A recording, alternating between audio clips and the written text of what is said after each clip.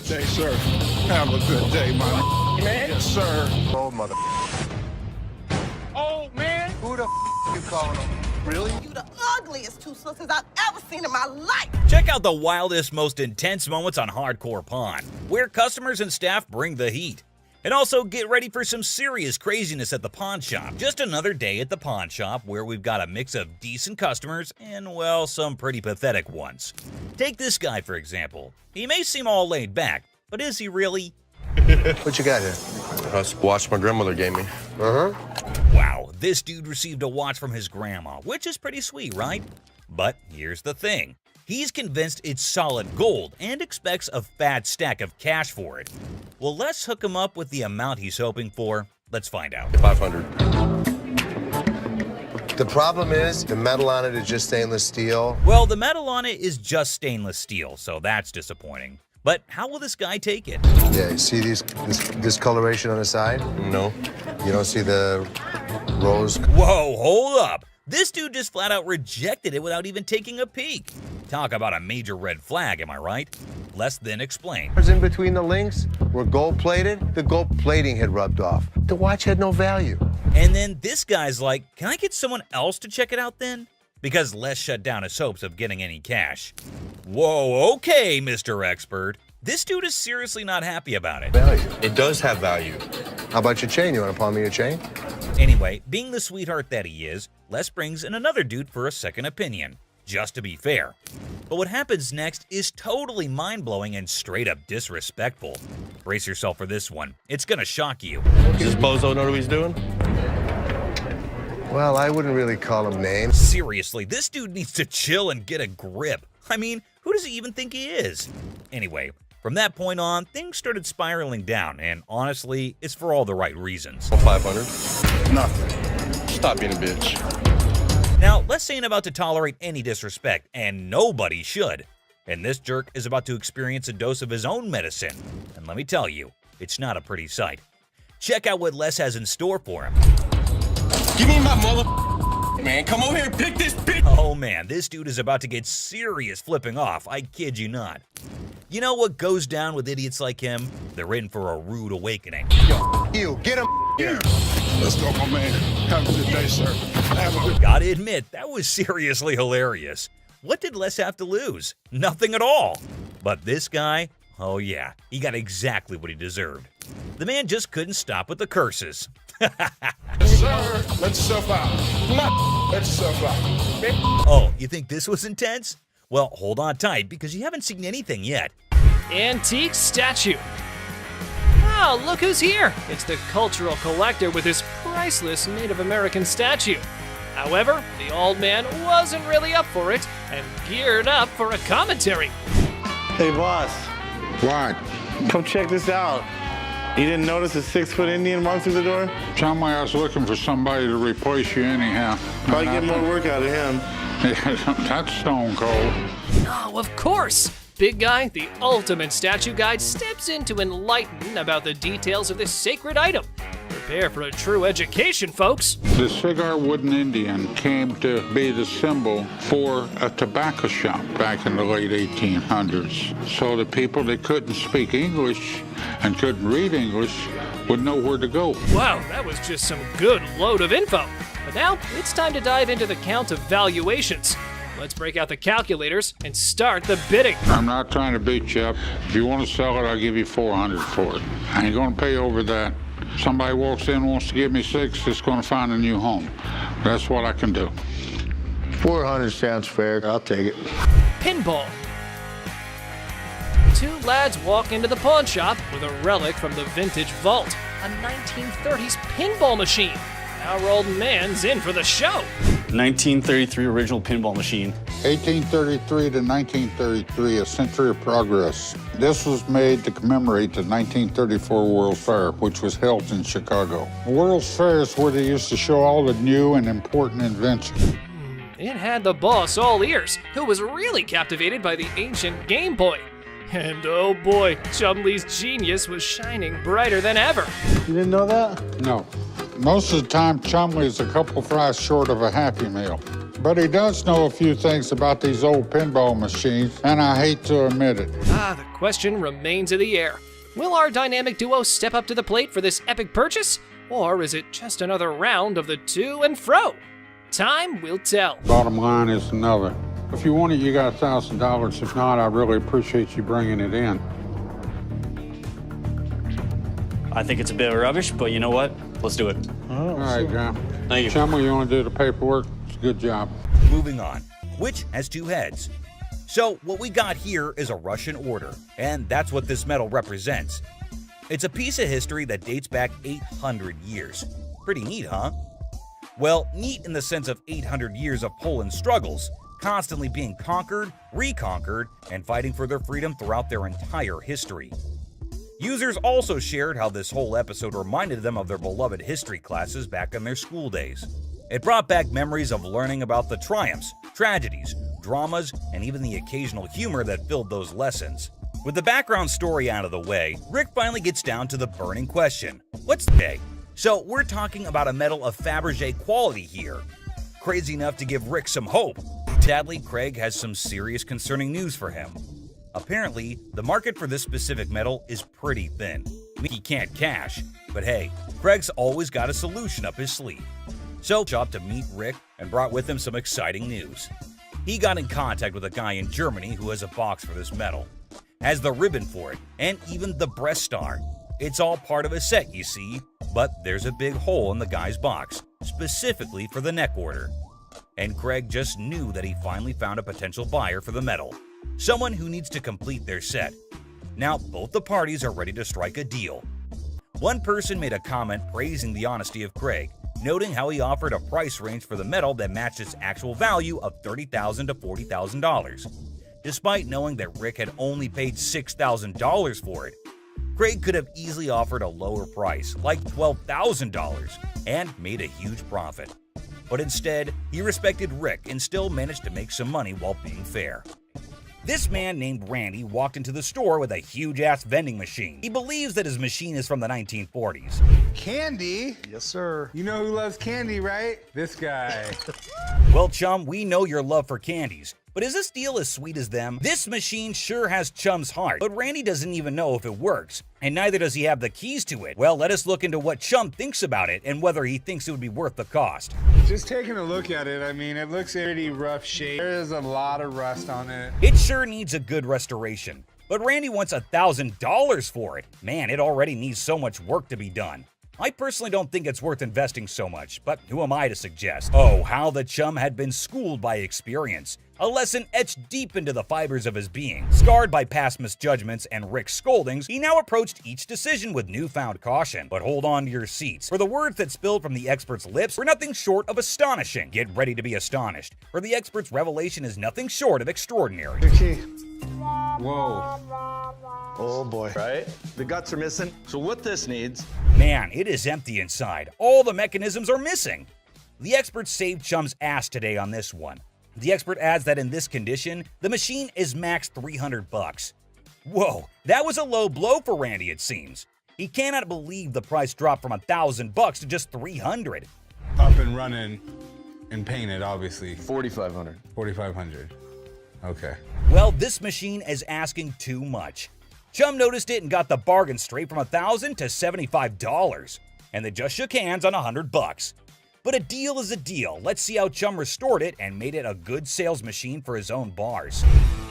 Whoa! Holy Chum bar! Check it out, right? That is freaking awesome. Whoa, the machine is brand new again. No one can even imagine how it was before.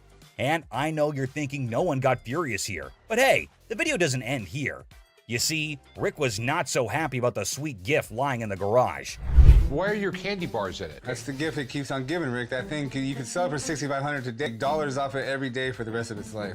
Rick's fury reaches its boiling point as he directs his anger toward Chum. With intense frustration in his voice, he makes it clear that he's had enough. In a sharp and cutting tone, Rick declares that if anyone wants to get their hands on Chum's chocolate bar, they can simply take a stroll across the parking lot and purchase it directly from the store. No more concessions or accommodations. The message is clear. Rick has drawn a line in the sand, leaving Chum to face the consequences consequences of his actions. It's a harsh ultimatum that hangs heavily in the air, leaving Chum to contemplate the future of their strained relationship. Will Chum take the opportunity to make amends, or will the rift between them widen further? Only time will tell how this explosive situation will unfold. The timeless dance of irritation between Chum and Rick, an intricate routine that never fails to provoke a symphony of exasperation. As a well-worn melody played on a perpetual loop, Chum's knack for pushing Rick's buttons has become a legendary saga of vexation and amusement. With each encounter, their interactions tread the line between exasperated sighs and affectionate eye rolls, a delicate balance that keeps the audience captivated.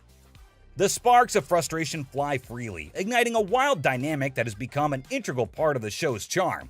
So, dear observer, prepare yourself for yet another chapter in the saga of Chum and Rick's fierce relationship, where irritation and amusement intertwine in a dance that never ceases to entertain. Did you know that Chum's not just passionate about candies, he is passionate about diving as well? You can't even imagine what he buys next. He goes to buy a sailboat!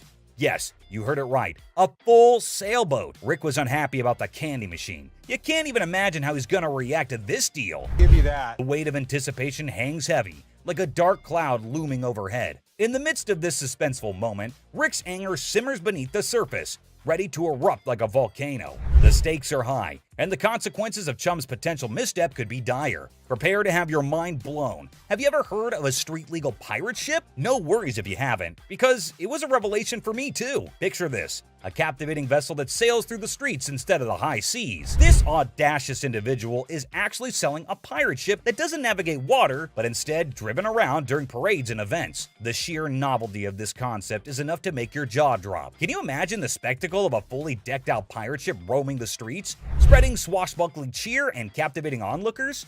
It's an unconventional twist on the nautical adventure, where imagination takes flight on wheels instead of waves. A fascinating change that challenges traditional boundaries and sparks the imaginations of all who encounter it. For a ship, you can actually drive 60 miles an hour on the highway. This is awesome. In a moment of anticipation, Chum captures a picture of the pirate ship and eagerly sends it to Rick, seeking his seal of approval. It's no secret that Chumley's heart is set on acquiring this extraordinary vessel. However, Rick's response reveals a familiar pattern. He doesn't always share Chum's level of enthusiasm. Despite Chumley's unwavering excitement, Rick's support wavers, casting a shadow of doubt over Chum's aspirations. Nevertheless, amidst the uncertainty, Chumley embarks on an unforgettable adventure on the ship, immersing himself in a world of whimsy and joy. The pirate ship becomes a catalyst for moments of pure bliss as Chumley discovers a sense of freedom and exhilaration that he has never experienced before. It's a testament to the power of chasing dreams, even in the face of skepticism. Join Chumley as he embraces the sheer thrill of sailing on that ship, creating memories that will last a lifetime. If I can make a deal, Rick will think I'm the man.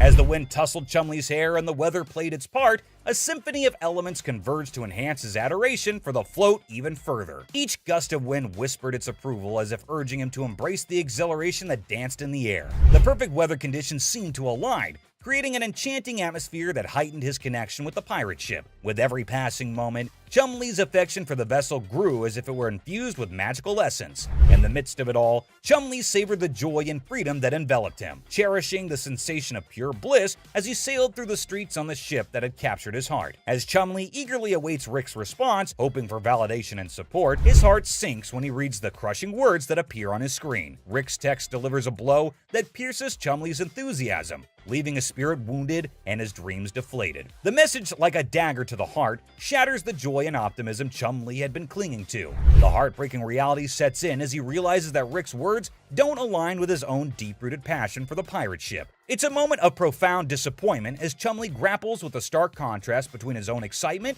and Rick's lack of endorsement. Emotions swirl within him, hurt, confusion, and a tinge of resentment. Next up is this crazy lady who came in yelling her lungs out in the store without minding the fact that she'd be inconveniencing others with her really loud bellows. Also, she might want to choke down a mint. I could smell that crap from here. Me like that, who the hell you think you talking to? No, I'm talking to you. You know what? I'm gonna come and show your bitch ass. If she knew she wanted privacy, then she could have tried to, make her call more freaking discreet. Ma'am. Hold on. Hey, lady, miss. Don't follow me. Do not follow me. Okay, well, I can't have you screaming like this, so what do you want me to do? You know what? Hold on. Let me finish with this lady, because I don't know who the she is. When Ashley insistently begged her, she finally decided to end the call. Unfortunately, that didn't stop her from continuing to yell at the top of her lungs. Some babies just need a bottle and a burping. Miss, get somebody to help me, please. What do you need help with? I need some help with my rings right here. Take off your ring? Wait, you just walking up on me, can you see my rings? I don't even know who you is. Ashley decided to adopt a really funny tactic in dealing with this particular crazy lady. She decided to annoy her until she leaves. If only that worked with my in-laws. Can somebody else help me, because you... Ma'am, I can help you walk out the door. No, you're not gonna help me walk out the door, because I'm not going out the door until I get some help. That's what I came in here for. Now, can somebody help me other than you? No. Ashley seemed to be having fun dealing with this particular crazy lady, and there's no way she's gonna turn back now. Follow me no more. I won't come back in this bitch. All the motherfucking times I've been coming in here giving y'all my motherfucking and this is how I'm getting treated, y'all. Plus, kids, this customer who's trying to sell a watch. The bitch won this one, all right? After reading through one of their ads, this lady came over to make a very odd inquiry. I was trying to find out because your sign is saying that I can get 30 days of free cash. Well, she read all right, but she didn't quite understand it at all. It said, came in hoping to pawn his rosary, claiming it was an antique. It's been passed down from generation to generation to generation. Now it's mine, and I'm trying to put you in the game with this crystal. Just because it's old doesn't make it a really valuable item, but it seems this man doesn't want to acknowledge that at all. So, how much can I get? Well, you can't get anything. It's not diamonds, it's not gold, it's just crystals. Honestly, I think Les has said all there is that needs to be said, but we'll just have to, make things clear he's got no other choice than to repeat himself. How much would you pawn this for?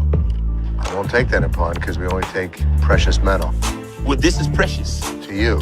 To me. With his demeanor through this whole thing, it's pretty clear at this point that this guy's gonna be trouble. Work something out, man. No, I can't take it, I'm sorry. Well, I think you need to work something out with me, man. Trying to strong-arm the poor guy isn't exactly the right way to conduct business. Tell him it's antique, man. Nope, it's not antique, bro. I don't want to talk. Me and you. No deal. Deal.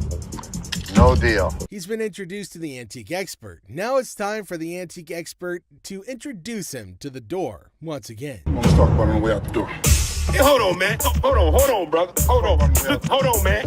Hold on. I can leave on my own. Hey. This customer is saying something about a gift and how she needs a refund. how are you? Good, how are you? My niece bought me some earrings from here. Oh, that and when was she nice. bought them, one of the diamonds was missing, and I wanted to know, can I get my money back? Do you have the receipt? No. Do gifts come with a receipt? If she really did get that as a gift, wouldn't it have been better if the individual that gifted it came over with the receipt instead? The first problem, you don't have the receipt. If you had a receipt, it would look like this. I know what a receipt would look like if I had one. But that's not the only thing she's got with the whole thing, though. No cash. On the receipt, it says no cash refund. One more problem that's really key to this whole thing. These are fake. This woman didn't like what Ashley told her, so she tried to tarnish their image with the other customers in the store. Excuse me, anybody buying any jewelry from here? Don't get no more jewelry from here, because this ain't good. Hey. Ashley, like this whole thing might just be an elaborate scam. Instead of just tossing her out, she was kind enough to give this woman options to choose from. 2 options. You pick whichever option you want. You can leave. No, I ain't going nowhere. Second option is you can get the receipt and then Ain't no Since they asked her to leave nicely and she didn't, they had no choice but to resort to a more forceful approach. How you he's doing, gonna show you to the front door. Wait a minute, now get your hands off. I guess you're leaving. I'll be back. See you then. This customer came in to pay off the interest on an item she's pawned earlier, even though it was way past the due date. How are you? I don't know. I'm about to see. Okay, so you want to pay off your interest today? Yeah. From how snappy she was being, it was only natural she'd eventually end up on Ashley's bad side. I owe. Okay, you owe $50.60. How much? $50.60. Where the that come from? The moment Ashley told her how much she owed, she went on a very huge rant in a fit of rage. I owe $50 for Actually, my ass. I didn't know somebody that age knew so many swear words. Like, it was just, wow. She's speaking so fast that it's really tough to understand what she's trying to say at all. It's like nobody understands the words coming out of her mouth. Getting riled up and screaming spooks me out. Okay, well, let's catch up again. Spook that job. Yes, spook that job. What can I say? Ashley tried to be as patient as possible with her, which is a first if you're new to the show. It's called Yiddish. What the is a Yiddish? Yiddish with a Y. Well, I understand that either. I understand Ethiopian. How about that? The customer would eventually wear her patience thin with her obnoxious attitude. You can pay after interest. Actually, you have three. You can pay after First interest. it was one. First it was two.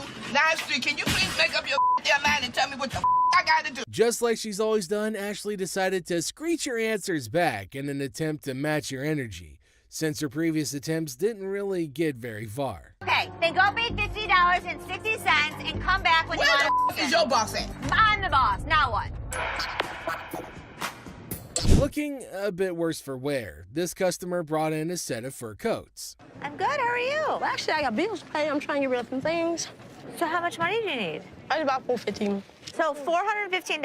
Even without being a professional, it's pretty clear to see that these coats are not made from real fur, to speak less of being made of lamb. This isn't lamb. That is lamb. That's not lamb. What is that in? That's lamb, honey. That's not real fur. I'm not gonna take that. There's no way she's gonna be walking away with what she thought she would, or anything at all for that matter. This is Ashley that we're talking about, and she hasn't taken a fancy to even one of the coats. I'll take this one. $40. Who? $40. 4D? Are you serious? No, you're not serious. She was trying to milk as much as she could off of that one deal, but Ashley is dead set on her offer. Okay, give me $80. Come on. I can't. Sure you can.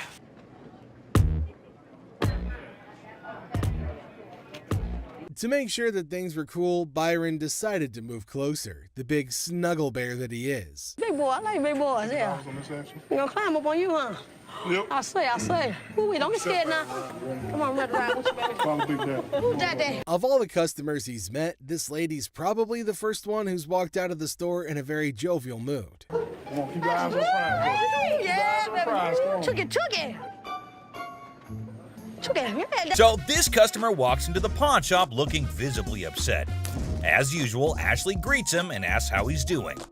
Turns out he's not doing well at all. Here's the reason why. I'm not doing so good. No? My grandma just passed. I'm sorry. I was like, It's really sad to hear about it. Now, he brings along a ring that belonged to his grandmother. He wants to pawn this ring because he plans to retrieve it once he earns enough money. How sweet, right? However, it turns out that the ring is fake, which surprises the customer. Now, this got me thinking, is he pretending or is he genuinely serious? It's hard to trust people these days, you know? But Ashley comes up with a solution to help him out by pawning his television. Can you guess what his response was? what the I look like pawning my TV? He starts getting rude with Ashley, which escalates into a heated argument. Then he demands his ring back, and not only that, he insists on being helped by another employee because he's annoyed with Ashley. And guess what happens next? Put your finger in my face! Don't put your finger in... Yep, that's how he ended up there. Crazy, isn't it? This customer's behavior became even more disrespectful. Just to prove that Ashley was completely wrong and useless, that's when, as you saw, the big guy steps in and knocks him down. But he continues to yell and curse at her. Eventually, Byron forcefully removes him from the shop. You got me up. No, let's go. Let me go, man. Just when he thought everything had settled down, the customer goes ahead and threatens Ashley, saying he'll come back to get her. Oh dear, that's the biggest mistake he made since entering the shop. We all know what happens when someone messes with Ashley, right? Well, brace yourself and see it for yourself. On the ground. On the ground. On the ground. Dang, the customer was literally scared for his life. Next up, it was just another normal day at this famous pawn shop called American Jewelry and Loan, located right in the heart of Detroit, USA. He comes in with his Xbox and immediately tells Les that he needs to get as much money as he possibly can for it. He knew that they probably get a lot of Xboxes anyway, so that does not set him apart from the rest of the regular customers. He reveals that he needs as much cash as possible, and it is all for his girlfriend. Bet nobody saw that coming. This dude walks in and starts spilling some seriously bizarre beans. Now, Les wasn't sure if this guy was pulling his leg or being dead serious. It was a small amount. And Les was clearly not here for his unreasonable demands. Take a look at his reaction, Chum. $300, dog. You don't have to raise your voice at me. You. The customer then starts well, at least they wished him a good day. Silver Surfer. Oh, guess what? We've got a bona fide comic enthusiast here. Big surprise. Like, who isn't, right? Well, this guy's taking his passion to a whole new level. Feast your eyes on what he brings in. That's the Silver Surfer. Silver Surfer. Life size. Tell me about it. Well, this was a display for the Fantastic Four Rise of the Surfer movie. They made 1,500 of these, and plywood board. It is wrapped in a vac metal plastic wrap. Oh, what a shocker. It's a collector's item. But hold up emotions, people, because it's got a price tag. I'm not sure if the experts are going to agree. Well, online, these things go for $3,000. Actually, Silver Surfer was voted in the top 50 recognizable comic book heroes in America. I mean, I really went $2,000 for it. I am willing to buy this from you for $500. Hey, genius. If you're after that dream price, maybe hit up a comic store. Selling your treasure trove at a pawn shop? Yeah, real brainiac move here, buddy. 900 bucks. That's it. Think I'm gonna have to walk. All right, well, it was a pleasure. We're gonna go surfing on home. See you later. Custom-made electric chair. Folks, take a puff. We've witnessed all sorts of weirdness at the pawn shop, but this fella's cranked it up a notch. Check out his wild sell list. So tell us a little bit about him. We have Halloween retail stores. This is a custom-made electric chair. There's a whole show if you guys want to see it. Sure, go ahead, show us. Hell yeah! I'm really into this kind of thing. This might be the new feature at my house on Halloween. Oh, just what we all need. A bedside toy that screams Halloween 24/7. No biggie, except it's art, not like living in a slasher fic or anything. So we're looking to get about $8,000. Brand new, they're just above $9,000. And that makes a lot of sense. Right. Buy a used one that's 6 years old. Well, the cool thing about this one is that they don't make them like this anymore. You're right, they don't. The new ones are digital. Well, guys, Mr. Ambitious over here is dead set on this mystery item. Heaven knows what his grand plan is, but Les has a style for a bargain. Thank you very much for bringing Thank it in. We appreciate it. Thanks, damn it. I'm a little disappointed that I gotta schlep it back home, but you know, with Michigan being, you know, like the #1 state for haunted houses and attractions and things like that. Elephant skull haggle. Oh, guess what? No fancy sofa, no blingy ring, and no one-of-a-kind car to pedal? No worries. How about you trade an elephant skull for some greens? Because that's normal, right? Skull of an elephant. Really? Very unusual. It's very unusual. My best friend had it, passed away, and I inherited this one. It's where the tusks were. I understand that. It came from Africa? Yeah, right. Well, I So- can promise you nobody has ever brought in an elephant skull, ever. That I can Little tell you. unique. Ever wondered where one finds a thing like that? Well, surprise, surprise, there's a thriving market for massive elephant skulls. Yeah, you heard it right. Skull heads. 1,000. That's as low as I'm gonna go. Let me talk to my elephant expert. Africans are buying now for $2,300 and the Asians are $1,900. The good part was, it's worth the money. There is a demand for elephant skulls, but I'll be damned if I'm giving it away. Okay, peeps. When Les locks onto something, prepare for a solar eclipse, because he's not releasing his grip. Anyway, there's a plot twist in this pawn shop drama. I got $700 bills waiting for me. $750. $700. And if you think it's worth $50 for you to schlep it home, It isn't. Schlep it. It isn't. Schlep it. I'll give it to you for $7. You got a deal. Thank you very much. Thank Come you. right over Thank here. you. We'll Thank take you. care All of it. right. All right. Yeah. Mark, thank you. Bone Rattler. Okay, people, the granddaddy of speed in the house. Ready to snatch up a drag racing car from the pawn shop? Who knew shuffleboard was just a warm-up? This guy is an expert. He knows all about drag racers. So does Jeff. Jeff is my jeweler, but he's much more knowledgeable with engines than I am. The guy that sold it to me said it cost him $85,000 to put it together. Probably clipping along at about 250 miles an hour. Fire this puppy up. I don't know how to start it. Gather around, youngsters. We got a drag racing sage here, boasting a mere 30 years under his belt. So the wisdom dump is here, as he schools the pawn shop owner. You know how to start him?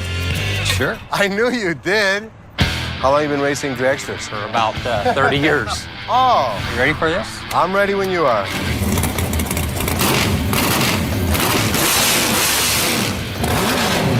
right, Mr. Been There, Done That. Let's see if your drag racing tales can seal this deal or take a nosedive.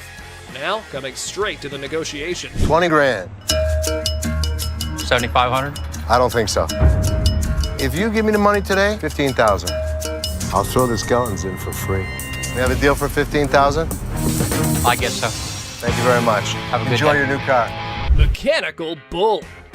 Ah, the good old days of Wild West bull riding and rugged cowboys. Some dude missed the memo that it's not exactly the trendiest scene nowadays. Time to catch up, y'all. Going for a ride in my parking lot, or what are we doing? Let's have a little fun, girl. We're trying to sell our mechanical bull. Why do you have it? A Western themed restaurant bar before, and that was the theme. We put the bull into the bar. Well, slap on those cowboy hats. We got ourselves a scene here. But seriously, who's taking bets on whether they can wrangle a decent price for that rodeo-style bull riding? Let's say you were to buy these brand new. How much do they cost? They cost around 15 to 20,000. How much do you want? 15,000. So if I was to buy this brand new or buy this used from you, it's the same price. Rental companies rent these out for $750 a day. There's a lot of revenue potential. Ah! Man, sad to see these alpha men taking back their bull home. But folks, hold on to your hats. Maybe Ashley has something else in her mind. 3,000 right now. 45. 31. 39, you pack it up. That's my bottom dollar. 34. I can't do it. Sorry, good luck. Dr. Death's van. Step right up, viewers. You've heard of Dr. Death, but today's highlight is the van that spotlights as the ride for assisted suicides. Because nothing says vacation like a one-way ticket, right? This is a 1968 Volkswagen van owned by Dr. Death, Jack Kevorkian. By Dr. Death. This is the actual van that he did his first and several other assisted suicides in. Jack Kevorkian was an iconic figure in the city of Detroit. We're not aiming for a Valley of Chrome farewell tour this time. Mr. Big Bucks here wants a six-figure sum. Brace yourselves, because Les has his few concerns all queued up. It is a piece of history. I like buying weird. You won't find another one. The problem is, it doesn't make sense to spend six figures on something like this for me. Well, you either love it or hate it. But I love it. This is definitely a piece of Detroit. A van oozing that delightful combo of creepiness and death vibes. So legit. However, why not throw in another expert opinion? Let's see how that went. So 10,000 ain't gonna buy it. No, I'm in the six-figure range. 20 grand? No. 25 grand. 30 grand. 50 grand? 30. One time. 50. 30 cash right now. Bizarre bikini. Check out this granny of the century who strolls into the pawn shop with an elderly figure that has a lot to do with, I don't know. You have a look and maybe you decide. Which is the doll? I heard that. I'm undressing her. What can I say? A really nasty looking woman, but a very cool item. Yep, that's about accurate. You just saw a long-legged granny in a bikini. All the efforts are done in the name of art. However, our granny here invested in this model. How much did you want for this thing? I'd like to get $500 for it. This thing is art. It's a very cool item, but not for that price. I mean, she's really cute. I mean, she's really fun to look at, but it's not going to be even close to 500 bucks. Never mind, that was gonna be a deal breaker. Unless Les had some more quotes to add to the art piece, this stirs things up for the selling mix. Here this woman was playing my game, and I was losing. 200. 190. I'll take it. Will he stop? Okay, schlep it home. You know, I heard my dad saying it wasn't worth the extra $10. Bull. She wants 200. Latex vacuum bed. Look who's spicing up the pawn shop scene. This dynamic duo's got a latex vacuum fetish bed up for grabs. You know, just your average afternoon errand. Latex vacuum bed. A what? A latex vacuum bed. So you have sex with latex? Pretty much. It's like the autoerotic asphyxiation. Pretty much, yeah. Bobby J surprisingly knew exactly what this thing was. All right, I was wondering, who needs candlelit dinners when you can have vacuum-sealed intimacy? I'm not here to judge. However, here's a quick demonstration. So normally when Felix has his hand over his mouth, normally what they like. I actually used it. Are you breathing? Here we go. Not gonna work. It's working. Everyone's a critic when it comes to, what's the word? Innovative sleeping arrangements. Yeah, there we go. And we aren't sure if that ever went up for the big sale. Used it. So how could you not want to do this with him? Because I don't want to suffocate. It's not for everybody. I'm familiar with the bed. Very much so.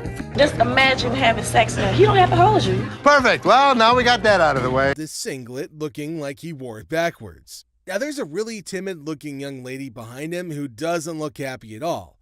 Well, that's none of Seth's business. All he's got to do is appraise the ring and get some money out of it. Clearly, the Thai guy doesn't get how the market works. I mean, we get that he's in desperate need of money, but the pawn shop's not going to give him a cent more than what his ring is worth. I'm Josh. Josh, nice to meet you. Yeah, I got 2 rings here. I got from my neighbor. I bought from her. Okay. I'd like to get them checked out. Why do you need the money?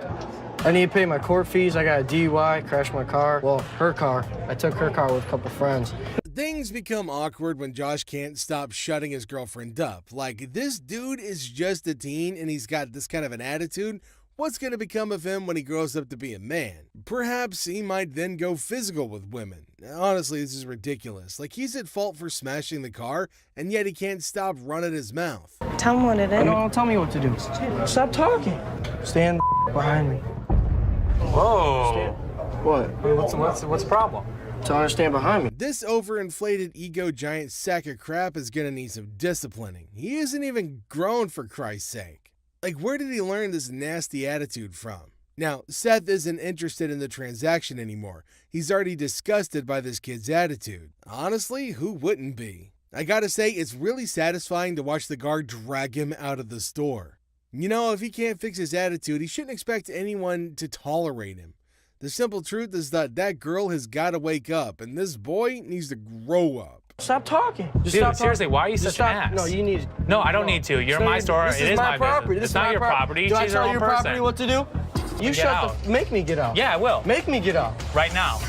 Who the are you? Who the are you? Move on and realize that this guy's a complete tool. So I'm trying to be a good boyfriend, right? We bet the staff at the pawn shop love their job, if for nothing else, at least for the drama that happens every day. Now, this is one funny scenario. A friend escorts her friend to the pawn shop only to realize that the laptop her friend wants to sell was stolen from her. Everyone is confused as the two friends who came together get into a fight. What the hell? You mean to tell me you don't stole my damn laptop and I don't blame them damn kids for this damn laptop? All this damn taking my laptop. Oh well, what ever. I think that these women were fighting. Now, these women are causing a scene, but they don't care at all. At least the fight's not against the staff of the pawn shop, so Les isn't bothered at all. Just when Les was about to hear the full gist, the friend who successfully got her laptop back came back for a rematch.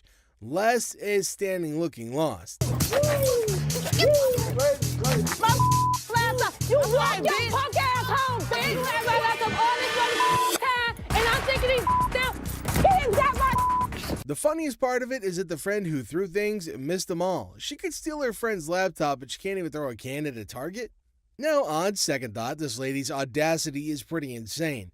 Did she think that her friend wouldn't notice that it's her laptop, or her friend would just stand there and watch her sell it? I think that these women were fighting over a laptop. You know what? We ain't even friends no motherfucking more. You don't come to my house. At least they weren't yelling at us. Little bony ass bitch. Walk home. Get money back. Walk home. Walk home. The man walks in with a unique Native American artifact, and Seth loves it. Things go south when the seller uses Ashley's joke on her. Now, Ashley doesn't like it, and Seth isn't helping matters either.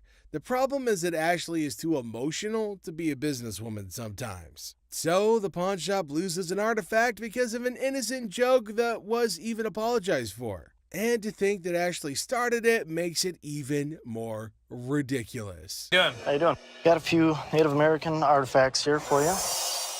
This is a tomahawk right here. This is the war club. Resembles you, doesn't it? It's closer to you. It is, right? It's the same color hair. $90? No, actually, I'm not interested. He was rude, Seth. He was just joking. He was not joking. My sister takes things way too personally. He was rude. Why do these guys think they're entitled to money from the pawn shop? Like, there's no law that forces the pawn shop to buy an item from them. I'm just looking for a couple dollars, you know what I'm saying? To be honest, I don't think we're gonna take them, brother. You say what? We're not interested. American jury. Where the is the loan at? Don't try to stare me down either, cause y'all gotta close. This thought he was a badass. As you can see, I'm a badass. They say to be confident when making an offer, but this guy took his confidence freaking overboard. What part of Les does not need his services does Mark not understand? Do you have a company out that does any of your, watches your lot or anything like that, takes any of the cars out? We do. Okay, how's that working out for you? It's working out great. I'd like the opportunity to maybe go over some paperwork with you. We don't have that problem because we have fences around the building. Well, we've done a couple other business around here. I don't think you're understanding what I'm saying. This is gonna be our business as well. No, it's definitely not going to be. I'm not interested. You old man, you and you guys are running the sale right here at this whole way it's going to work, sir. You can leave nicely or we can throw your ass out. First thing in the morning, and this customer just decided he wanted to mess with Les. What the hell's going on? Hey, man, I need some money. I got kicked out. My mama kicked me out last night. Les saw him when he picked up all those items before bringing it over to meet, so he definitely thinks he could take Les for a fool. Where did you really get it? My mom's basement. Tell me where you really got the vacuum. My mom's basement, man. Where do you think I got it from, fool? With how bold this guy's being, even going as far as insulting him, Les couldn't help but get even more furious than he already was. You think I'm that stupid that I didn't see you pull the off the floor? You, what are you gonna do? What are you gonna do about it, bald-headed? It's hard to believe Les actually let him stay that long. Normally, his security personnel would have yeeted the piece of crap out on the lot. Get out of my store. You understand what I just said? What are you gonna do if I don't? Do it. Keep walking, buddy. Well, he screwed around and he found out the hard way. Bet he's not going to think about doing that again anytime soon. You start dealing with this particular crazy lady, and there's no way she's going to turn back now. Follow me no more. I won't come back in this bitch. All the motherfucking times I've been coming in here giving y'all my motherfucking and this is how I'm getting treated. Antique computers. Got some equipment here. Yeah. We need some money. We're going to out west. In the pawn shop time machine, two hunters strut in with ancient computer relics. The seller, bewildered by their outdated tech, questions if they're stuck in the 80s. The hunters, claiming they've wiped out all of Michigan's deer, aim for a whopping $900. So how much are you looking for? About $900. The price tag triggers more shock than a retro computer's boot-up sound. What I can offer you is zero. Zero. Comedy sequel, the hunters scoff at the initial offer of $0 for their ancient artifacts. The hunters, expecting treasure, get a lesson in antique appraisal, leaving the shop echoing with laughter and $0 dreams. Wonderful. Thank you so much. You too. In the aftermath of the failed computer barter, the hunters dropped to an $800 offer, met with a swift and resounding $0 from the pawn shop. ZZ Top, mistaken for Detroit's antique appraisers, exits empty-handed. The seller consoles himself with a printer sacrifice to the dumpster gods. I thought it was you, man. Oh, that's good. Ending the scene with a comedic crash and a touch of musical confusion.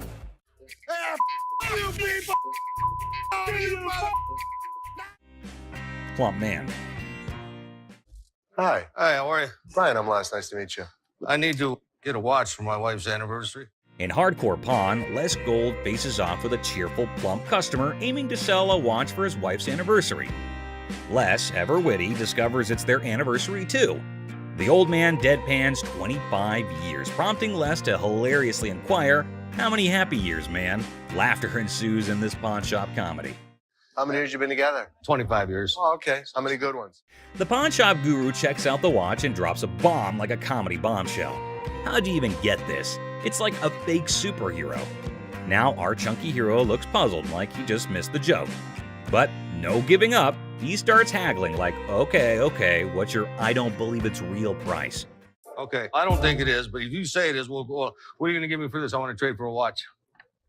Too bad, the shopkeeper shuts it down quicker than a bad punchline, not willing to spend a dime on what he thinks is a phony watch. Talk about a comedy of errors in the pawn shop. It's fake. I'm not interested. Let me see what you got in watches and take. Now brace yourself for the ultimate comedy meltdown. Our plum seller cranks up the chaos meter, throwing wild threats about the shopkeeper's wife and claiming he's seen her somewhere. You're married, right? I am. Okay, I've seen your wife. Lucky you. Yeah, lucky me. I don't think so. This triggers the shopkeeper, turning the whole scene into a chaotic carnival. There's two things you don't talk about. What's that? My wife and my family. In the blink of an eye, security guards swoop in, snatch our hefty hero, and give him the grand exit, escorting him out like the star of an unexpected sitcom. Guess what? Our main guy, kicked out of the shop like a party crasher, hits the street with a style only he can pull off. Think military swagger, but with extra oomph. But wait, there's more. He starts yelling all sorts of wacky stuff, turning the sidewalk into his own stand-up comedy stage. Mama and Daddy laying in bed. It's like a roller coaster of laughs. First the weird pawn-shop deal, then the crazy threats. And now he's strutting like he's the sidewalk general. If you're up for a good giggle, this video is a must-see. It's like a comedy buffet that'll have you grinning like you just discovered the ultimate joke. Get ready for hilarious adventure. Need help? Hey, who around here to help me with this? Hold on to your hats for this crazy video. There's this super hyper dude who charges into a shop, making a fuss like it's the biggest emergency. And get this, he decides a random table is his new chill zone. Let me lay on this mother. Let's see. What's this? What's this for? What? No rules, no worries, just pure wackiness. Get ready to laugh your socks off. Get a load of this. A serious lady walks into the chaos, totally shocked by the craziness. She's all polite, asking the lovable crazy guy to hit the road. But guess what? He's on a whole different planet. That's what I've been screaming for. Come here. This is baby, right? Get your ass over and shut up. Instead of leaving, he's like, hey, join me on this table for a weird chat. They're both lying on the table, talking and joking as if they're old friends. It's not just hilarious, it's ridiculous. No, I ain't getting no. Get off that bed. What the you gonna do? Wait for it. The madness keeps going. Out of the blue, a security guard and the lady's dad crash the party, and they're not having any of it. Can't get over how. Look, I ain't even looking at this mother. The scene is just too much for them. Team Serious mode activates, and they start shouting at the eccentric guy like, out, ASAP, with some epic pushes. They boot him out, leaving everyone in the shop totally confused, but also in stitches. You don't disrespect my daughter in life. It's like a comedy ninja showdown. This bizarre and hilarious incident is a comedy masterpiece. It's a roller coaster of hilarity, from the wild guy's antics to the unexpected camaraderie on the table, and the chaos with the security guard and parents. You don't talk about my daughter. You understand that? This video is about giving up of the seriousness and diving headfirst into the fun of being a little wild and having a good time. Get ready to laugh until your sides hurt. Bitch, don't put his mother hands on me. Where's Seth ass at? Little small talk, blah. Watches. Get ready to giggle. So, there's this new lady in the shop who's decided to be a rebel. She goes all sneaky and puts the shop's watches up for sale online without telling anyone. Now, imagine the staff just standing there, scratching their heads like, what in the world is going on? But oh, it gets better. So you wanted to know if Tressa asked me to put anything else on the internet? Yeah. Well, she did.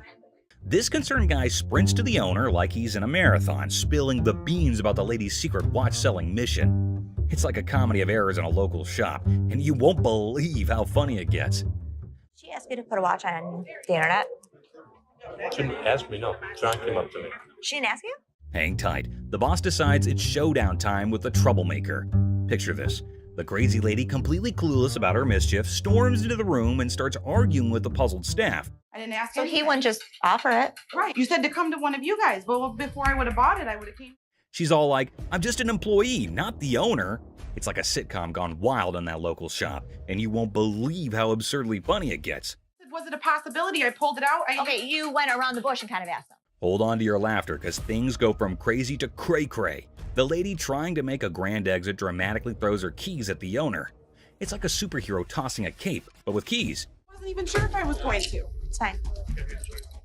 The whole scene hits peak absurdity as the keys fly through the air, and everyone's just staring, jaws on the floor. Meanwhile, Our Lady confidently struts away, leaving the staff scratching their heads like, did that just happen? It's a hilarious roller coaster, and you won't stop laughing. You weren't as big of a bitch. I was wrong. Excuse me? Get the out of here. Get set to lol. This funny video is like a crazy ride with surprises, silliness, and a hint of madness that'll have you laughing without a pause. The twists and turns make it a hilarious and chaotic experience for anyone lucky enough to catch the shop's wild antics. Brace yourself for a good laugh as you watch the madness unfold in the side-splitting comedy script style video. What did she say? That I am the bitch. Get the out of here. Penny pincher. Get ready to chuckle. This hilarious video is all about a super energetic girl trying to convince her super penny pincher dad to hire more security for their shop. She's all passionate like, "Dad, we need extra protection." But oh boy, her dad's like, "Nah, that's just throwing money away." Adding an extra night security guard is an expense we don't need. Dad, I just don't understand. The funniest part? When the argument gets so wild, the girl pretends to be super angry and storms out of the room. It's silly, it's amusing, and you'll be laughing your socks off at their crazy fight. Every single time I have an idea and I bring it to your attention, he then has to walk in. Hold on to your funny bone. This comedy video is pure chaos when the staff walks out, and surprise, the roof is missing. Peel the roof off? Yeah, they peeled the roof. Yep, someone peeled it away like a giant banana. Imagine the team head scratching in disbelief. Their shop literally got unroofed. The alarm company called. They thought it was a false alarm. Is anything missing? I have no idea. Now, here comes the kicker. They start worrying it might be a sneaky robbery. Cue the panic as they sprint to check the CCTV, hoping to catch the audacious roof peeler in action. Get ready for a laughter-packed roller coaster as they dive into this hilarious investigation. Get ready to laugh in this super funny video. They got 2 guys. So they get through the internet room, jump in. The staff at a quirky shop freaks out when they find out someone peeled off the roof for a supposed robbery. Total chaos, right? So they go all detective and check the CCTV footage. But wait for it. Turns out, not 1, not 2, but 3 guys break in. And here's the kicker. Looks like they grabbed the coat right there and then out. So these guys could have been part of a 3-man team. One of them ends up hiding inside the fridge. It's like a comedy show gone wild, leaving the staff scratching their heads and everyone else in stitches. You won't believe the crazy twist in this comical caper. We got broken into last night. Took it for a coat and ran out. I told you that security should have been here at night. Pregnancy deal. A pregnant mom walks into a pawn shop, excited to purchase a wooden horse for her unborn baby. I was just here last week and I seen this horse that y'all had and I really want it. I didn't have the money last week. For sure. You saw? Where is it? It's right over here. Sure. When are you due? Well, I'm due next month. Oh, it's your first? Yes, it is. Oh, but the down part was that she has no money. How unfortunate considering her husband left her. Hearing her story, Ashley gets all empathetic and decides to give away the object to the yet-to-be-born baby mama. This is what she has to say. Let me tell you what I can do for you. You give me 5, and then my gift to you is the remaining 15. That'll be great. That'll be really great. Okay? It means so much to me. Well, everything went well for the lady, and even Ashley was proud of herself for doing a good deed. Until this happened. Help you and the baby. What the Hello? Excuse me! Excuse me! Wedding ring crook. Looks like someone's sleeping on the couch tonight. This wife found a pawn slip for her wedding ring in her husband's wallet. Time to hit up the pawn shop and get it back. So your husband stole your wedding ring? Yes, he took it because we're having financial problems. I get why he did it. I just want to pay for it and get my ring back. Did you make a police report? No, I didn't make a police report. The hell am I going to make a police report for? The angry wife missed the no ticket, no service memo. Ashley can only work with what she's got, lady. Don't shoot the messenger. Let me explain to you how this works. First of all, I don't just look up somebody's name and give you their information. I didn't ask you to give me the information. I asked you to look it up. How hard is that? You look it up in the computer, you take it, I pay for it, we leave. It's not that hard. Okay, I know it's not funny, but Ashley's solution was hilarious. Here's how she managed the situation. Nobody saw it coming. It isn't that Take hard. your pretty little feet, walk your pretty little legs out of here. You are not. Just go back there and give me my How hard is it? You can't just go back there and type in a name? It's time to go. The only person you should be threatening is your husband. Invisible friend. A guy trying to pawn a fake bracelet walks into a store with his imaginary friend. However, Les was skeptical until the friend started haggling for a better price. My partner right here, Robert, we want to pawn this. You're who? My partner, Robert, right here. Here's a person talking to an invisible friend, but I didn't see him. Well, well, well. Robert, the imaginary friend, needs a reality check. Maybe this dude should stick to playing pretend more believably. After all, the pawnbroker here is no fool. Robert, tell him, Robert, tell him. This is worth $200. It was a stainless steel bracelet that we don't sell here for $10. There was no way he was gonna get anything. However, his get-rich-quick scheme wasn't so quick after all. The customer's face fell faster than a lead balloon. This is how we reacted to the situation. And he talking about he can't give me nothing for this. What the is that? No, come on, let's go to the outside. I gotta look at it a little bit more better. All right. I ain't leaving. I'm not leaving, man, until I get some money. I'm not leaving, man. That man, let me go. Stolen telly. This lady's ex-boyfriend pawns her TV for some quick cash.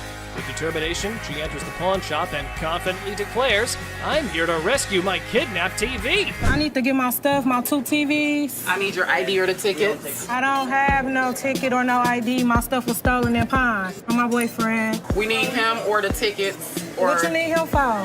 He ain't even nowhere around. Ah, the policy police strike again. No ticket, no claims allowed. And in a spectacular display of logic defiance, here's how she responded to the situation. Listen, don't land on my window!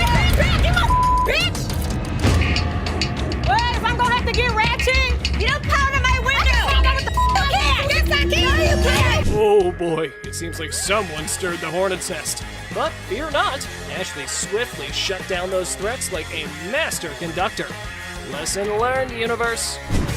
Okay. Oh, please. Bye. See ya. No. You're crazy. Yeah, I am crazy. Watch Les, the shop owner, and an angry customer have a loud and dramatic fight in the pawn shop. It's intense and filled with a lot of yelling and arguments. My man wants to know what I've been doing with my money. Can I get it? I don't know what you've been doing with your money, honey. Les hilariously negotiates over home decor, turning it into a Detroit-style showdown of insults and laughs, leaving everyone confused and scratching their heads. To get out of here. Experience the chaos as a sweaty man in a shark costume demands $800 at a pawn shop, leaving the bewildered staff grappling with his bizarre requests. And I got my TV out of farm. Okay. They didn't give me a receipt, and I need the receipt. We don't give out receipts. What you mean you don't give out receipts? Every time I do business with y'all always give me a receipt. When we give you your item, that's your receipt. That's proof that you paid to take it out. The thing is, I need this receipt to show what I spent my money on. We do not give you a receipt because we didn't sell it to you. That's been the policy of the store for over 30 years. This is not retail. It was already their item. I'm giving it back to them. Period. I need a receipt. My man needs to know that my money on it. You sitting there looking up. We don't give out receipts. Ashley meets Lisa, who claims they're old pals from the pawn shop world. Ashley's face is a mixture of confusion and amusement as she tries to recall Lisa from the past. It's like a game of memory gone wrong, with Lisa insisting that they're besties while Ashley's scratching her head, wondering if she's entered the twilight zone of pawn shop encounters. Had like instant unconditional love for me. She doesn't know me. I'm coming. Lisa's affection for Ashley kicks into overdrive, leaving poor Ashley feeling like she's in an episode of a pawn shop soap opera. Lisa's suggestion of exchanging numbers adds a sprinkle of awkwardness to the mix, like a sitcom scene gone awry. I do like you. No, you lied. Lied to you.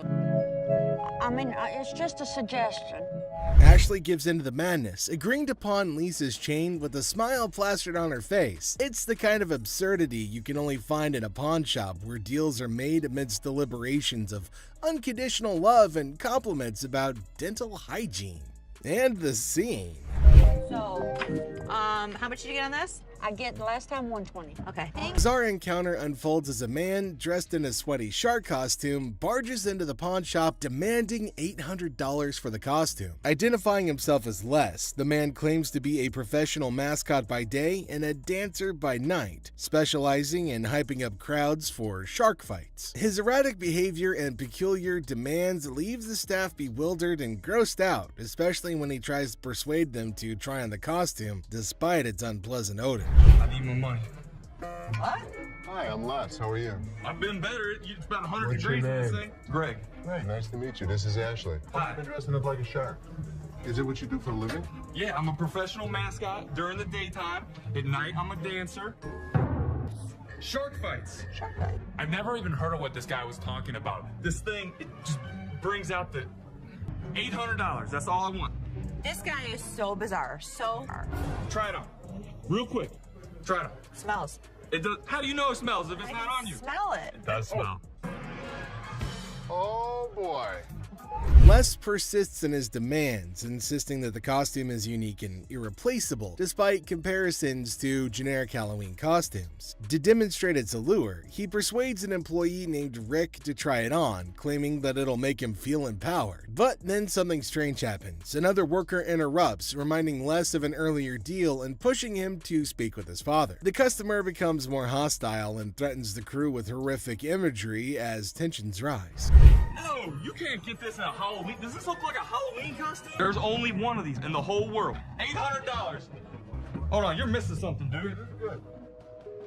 You're missing the speed. Oh my god. When a customer's actions become intolerable, a tumultuous altercation ensues, setting off a dramatic sequence of events. The crew doesn't know what to do with the sweating half-naked man because nobody really wants to touch him. The staff ultimately gets Les to leave after a lot of berating and threatening, but not before one last round of obscenities and threats. Ultimately, the customer storms off, leaving behind his costume as a bizarre reminder of the chaotic encounter. Nobody knows what to do because nobody really wants to touch this sweaty, scrawny lunatic. Come here, I'll talk to you in here. Come here. Thank you. Come here.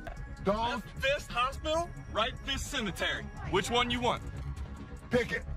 You pick. You pick I'll it, be mother. up your side. Pick it, mother. Do it. Hey. The sassy black woman strolls into the pawn shop, her demeanor already hinting at frustration. She approaches Ashley, the pawnbroker, with an air of annoyance evident in her voice as she recounts her misfortune of having her car vandalized. Pawned my necklace kinda pissed off, you know, some little hating ass bust out my windows in my car, she vents. Now she's here to cash in on her necklace, a purchase she once valued at $400, now looking to squeeze out $200. But Ashley's response isn't what she expected. Instead of a quick agreement, Ashley questions her authenticity of the necklace's diamonds, setting the stage for tension to escalate. My necklace, kind of pissed off, you know. Some little hater ass bust out my windows in my car. That's why I'm trying to pawn this necklace. I paid $400 for it. I'm looking to get $200. What you think? Why you say that? I just said, So when you bought this, what were you told that it was? Diamonds. They're not. Them real diamonds, boo. I just told y'all to piss up, and you telling me that you ain't gonna give me $200? The customer's irritation boils over as Ashley challenges the necklace's legitimacy. First of all, you're coming in here with an attitude, Ashley asserts, further provoking the already incensed customer. The situation teeters on the edge as the customer warns of repercussions from her youngins in the neighborhood. But just as tempers flare, the security guard intervenes, attempting to defuse the escalating confrontation. However, the customer's retort, claiming the diamonds are breathing, only adds fuel to the fire, exacerbating the friction between her and Ashley. Okay, first of all, you're coming in here with an attitude. I don't get. Well, I'm not interested in this. If you keep playing with me, I'm gonna get real mad. This is a recession. Hey, I need the mother money, all right? Is you gonna give me the money or not? I got some young that come in the hood, tear it up. What are you gonna do? Is that the security guard? Let me explain to you something. This is fake.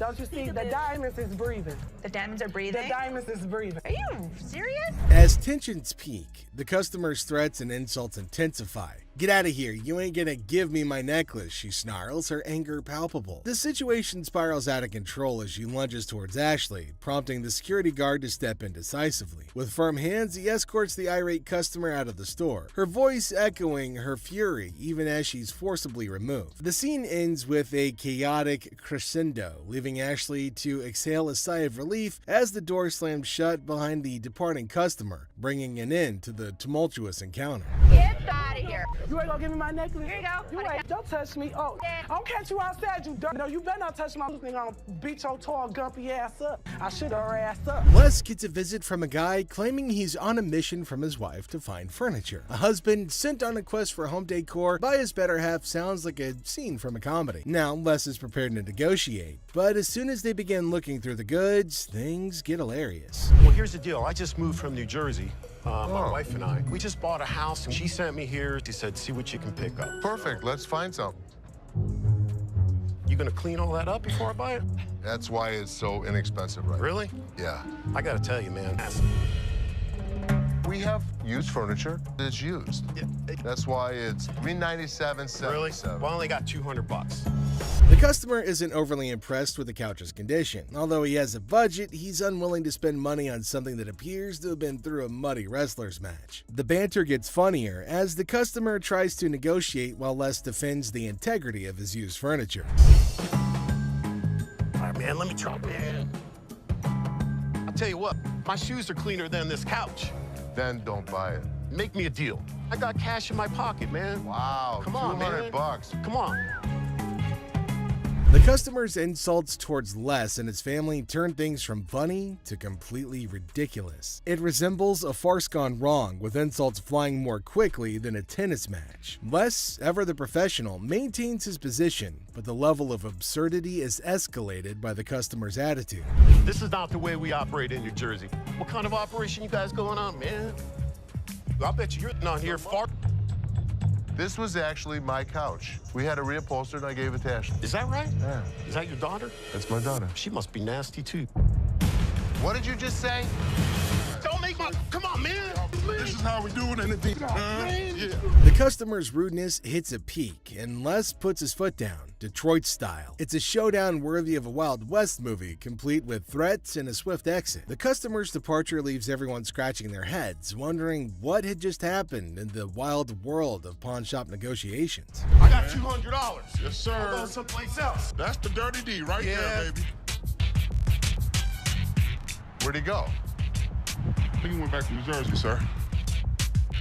In this wild pawn shop showdown, a woman marches in ring in hand like she's about to solve the mysteries of the universe. While she's trying to pay her past due rent, her diamond ring steals the show. Like a souffle in the microwave, the tension increases with every second that goes by. A heated discussion regarding the truthfulness of the ring is started when the pawnbroker examines it with some suspicion. The woman demands $200 like she's negotiating world peace, but the pawnbroker's offer of $80 sends her into orbit faster than a rocket with a grudge. And the air crackles with sass and disbelief, leaving everybody wondering if this ring is ever going to find its way home. Yes, ma'am. I was coming to pawn my ring because I have to pay my rent. It was due a couple weeks ago. Oh, okay.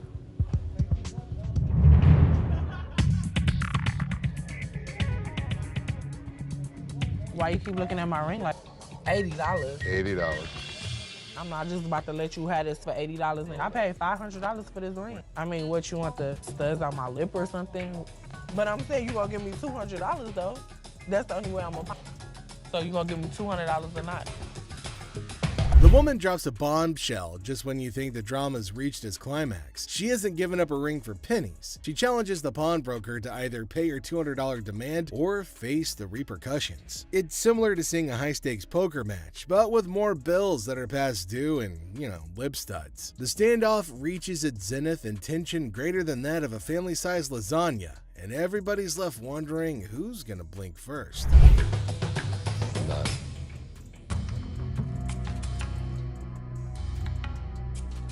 As the dust settles, the woman's exit is as dramatic as her entrance. With a final flourish, she declares her terms and storms out like a diva exiting stage left. The pawnbroker's left scratching his head, wondering what just hit him, while the security staff's probably updating their resumes after narrowly avoiding a showdown. Man, what the? She can go. She can go. Thank you. This woman could not keep control of herself. I don't know what the hell her problem was. I don't accept that kind of behavior. She's lucky my security staff didn't beat her ass. In the bustling aisles of the pawn shop, two guys saunter up to Ashley with a peculiar demand. Now they're aiming for a refund, claiming that a bunch of things that they bought from the pawn shop are no longer working. As per policy, Ashley asks for a receipt, and she also asks them questions to verify what the problem is.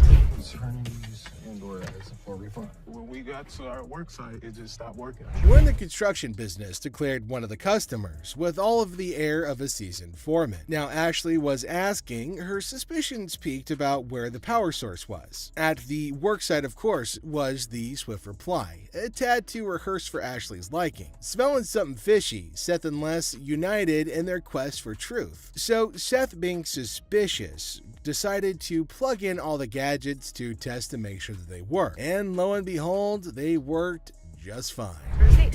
What type of work you do? We doing construction. Where's the battery? The battery is at the work site. We on the clock. No, I'm gonna plug this in. Oh, that works. Oh, that one works too. See where it says? But the customers were upset because their demands weren't met. No cash refunds, Ashley reminded them in a very firm but fair tone. But the two customers were unshaken and instead started to grow incredibly irate, raising their voices and bringing things to a head. Yet Ashley stood her ground, unwavering in her commitment to the rules of her trade. With a final flourish, the guys decided that maybe they had better retreat to live another day. And thus, this particular saga came to a close, leaving behind a tale of wit and willpower and the triumph of honesty. No cash refunds? It don't matter about that. What y'all gonna do is give us our money back right. You gonna lose something to money. Listen, guys. Listen. What you talking about? Give me my money back right now. This scene shows a frustrated taxi driver approaching a man waiting in line at a pawn shop and demanding money for a $90 fare. But the man's attention is on receiving the money, so there's an argument. Tensions escalated because of the man's insistence on waiting in line and the cab driver's irritation. Hey, dude! Come on, give me money. Do you see I'm in line right now? Yes or no? You're standing in line to what, man? I want my... Excuse me, hi. What's going on here? First off, the man owe me money for his ride. Why is he yelling at you? Because I owe him money. I am in line to get the loan for the car. The situation takes a comedic turn when a third party, including Ashley and Byron, unaware of the initial conflict, intervenes. Confusion ensues as they try to understand the situation, with the cab driver emphasizing his need for payment while the man remains determined to wait for his turn in line. The introduction of the man's girlfriend in the cab adds another layer of chaos to the mix. Report? Yes. Okay. Supposedly the cab driver dropped this guy off here because he wanted to get money for his jewelry to pay the cab driver. Give me $45. I have to pawn this. Just wait. You can wait. No, I ain't waiting no more. I'm gonna get this woman and get her the hell out of the car and I'm gone. What woman? You have a woman in the car? Yes, I do. That's my girlfriend. He's asking you to wait 5 minutes. No, I'm out of here. Okay, then you can go. I'm gone. Okay, go. The cab driver chooses to take matters into his own hands as tensions escalate and violently extracts the man's girlfriend from the car. The man objects, and things quickly get out of hand, with the cab driver and the man at odds about taking the woman out. The taxi driver is demanding that the woman get out of his car, which makes the whole situation even more ridiculous. All right, come on, get out of my car. No. Come on, get out. Get out now. The next thing I know, the cab driver is pulling this girl out of the cab. Hey, get your hands off. Get out. Get your hands. Hey, get out now. Hey, get your hands off. Get your hands off. Don't touch her. Don't touch her. Don't touch her. Get out. Don't touch her. The conflict reaches its peak when the man's frustration boils over, and he threatens to drop the cab driver like it used rubber. Eventually, cooler heads prevail, and the man offers a solution. The cab driver can recover his fare and avoid more conflict by having another cab call. There's never a dull day at the pawn shop, to be sure. I told you I was going to pay for it. Yes or no? What are you going to do? You want me to drop you right here? I'll drop you like a used rubber. Get in your car, go. Get in your car. You know what? I have the best idea. I will buy you a cab. He can be out his money because he's demanding it. The boyfriend got in the taxi driver's space. I don't blame him. You don't touch somebody like that. In this episode, we've got Les who's greeting a customer. Now, the customer is looking to sell a TV and asks how much Les is willing to offer. Les mentions that they typically sell similar TVs for under $250, which prompts the customer to express their desire for $500. Les naturally balks at the request, stating that he can't offer that much. But the customer then starts negotiating, asking what she needs to do to get the $500 that she wants. Hi, I'm Les. Nice to meet you. Sure. I'm looking to get rid of this. How much did you want for the TV? I want $500 for it. That's what I was thinking. We actually sell them for under $250. Okay. So I could give you 100. 100? 100.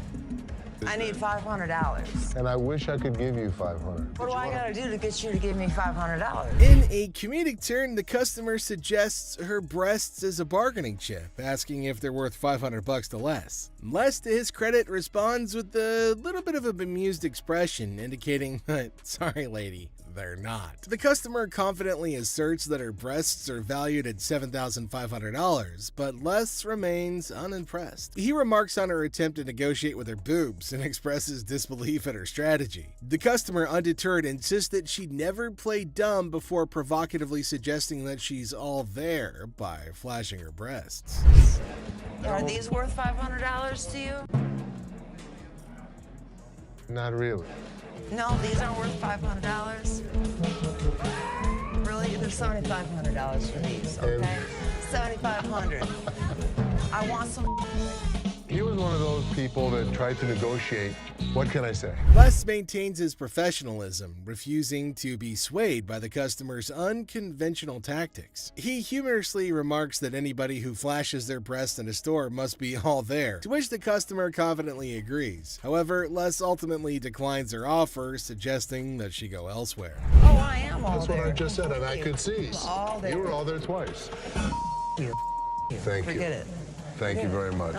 In the chaotic morning hustle of the pawn shop, Les notices a shady character browsing through merchandise with dubious intentions. Approaching him, Les demands an explanation, only to be met with a flimsy excuse about being kicked out of his mom's place. The guy then tries to pawn items off as coming from his mom's basement, but Les sees right through the charade. Now tension rises as insults fly, setting the stage for a showdown between Les and the would-be thief. First thing in the morning, I see a guy walking around the store pulling off my shelves. What the hell's going on? Hey, man, I need some money. I got kicked out. My mama kicked me out last night. My mom's basement. Tell me where you really got the vacuum. My mom's basement, man. Where do you think I got it from, fool? I'm sorry, what'd you call me? A fool! What are you gonna do about it, bald-headed? What do you want me to do? What are you gonna do? What are you gonna do, buddy? Les throws the guy out of the store because he's tired of his antics. But when the man won't go, Les has to call in reinforcements. Enter Byron, the burly bodyguard, who snatches the man and carries him expertly out the door. Byron manages the issue with the dexterity of a bulldozer making room, making for a show-worthy scene. Talking to bog-toothed, bald-headed mother. It's time to go. Oh, man. Get out of my store. You understand what I just said? But just as Byron is leading the guy outside, his pants decide that they'd rather pull around his ankles, exposing a little bit less than friendly underwear. But that's just the icing on this whole dumpster fire of a day. As Les sees the guy's humiliation happen, he can't help but laugh. And without warning, another day at the pawn shop comes to an end, leaving us all to wonder what mischievous adventures lie ahead in this crazy world of wheeling and dealing. Do it. Keep walking, bud. You start stealing stuff from my store, it's time for your ass to be thrown out. Stand up. And what an ass that... The scene starts with Ashley getting a bit annoyed, telling the customer not to test her patience. Now she's in a hurry and warns him to speed things up. Then the customer tries to copy Ashley by snapping their fingers, but Ashley quickly shuts it down. She acknowledges the imitation, but firmly puts them in their place with a clever comeback. Even though they're joking around, Ashley still shows that she's in charge and she's not going to be disrespected. Don't get me, I'm gonna get very, very angry right now. Okay. And if you can like hurry up, then that's better. I can. Hurry it up. Okay, you ain't gotta snap the fingers, sweetheart. I was just imitating you. Okay, but you ain't gotta go that far. You behind here. Oh. Okay. I don't really have all day for this. You want 20? I want 40. Things escalate when Ashley catches the customer imitating her again. This time, she's not as amused. With a mix of annoyance and humor, Ashley tells her to knock it off. She's not playing around anymore. Finally, she wraps things up with a funny twist, saying goodbye with a playful fake travels instead of the usual safe travels. It's a perfect ending, showing Ashley's authority and humor all in one. Are you imitating me?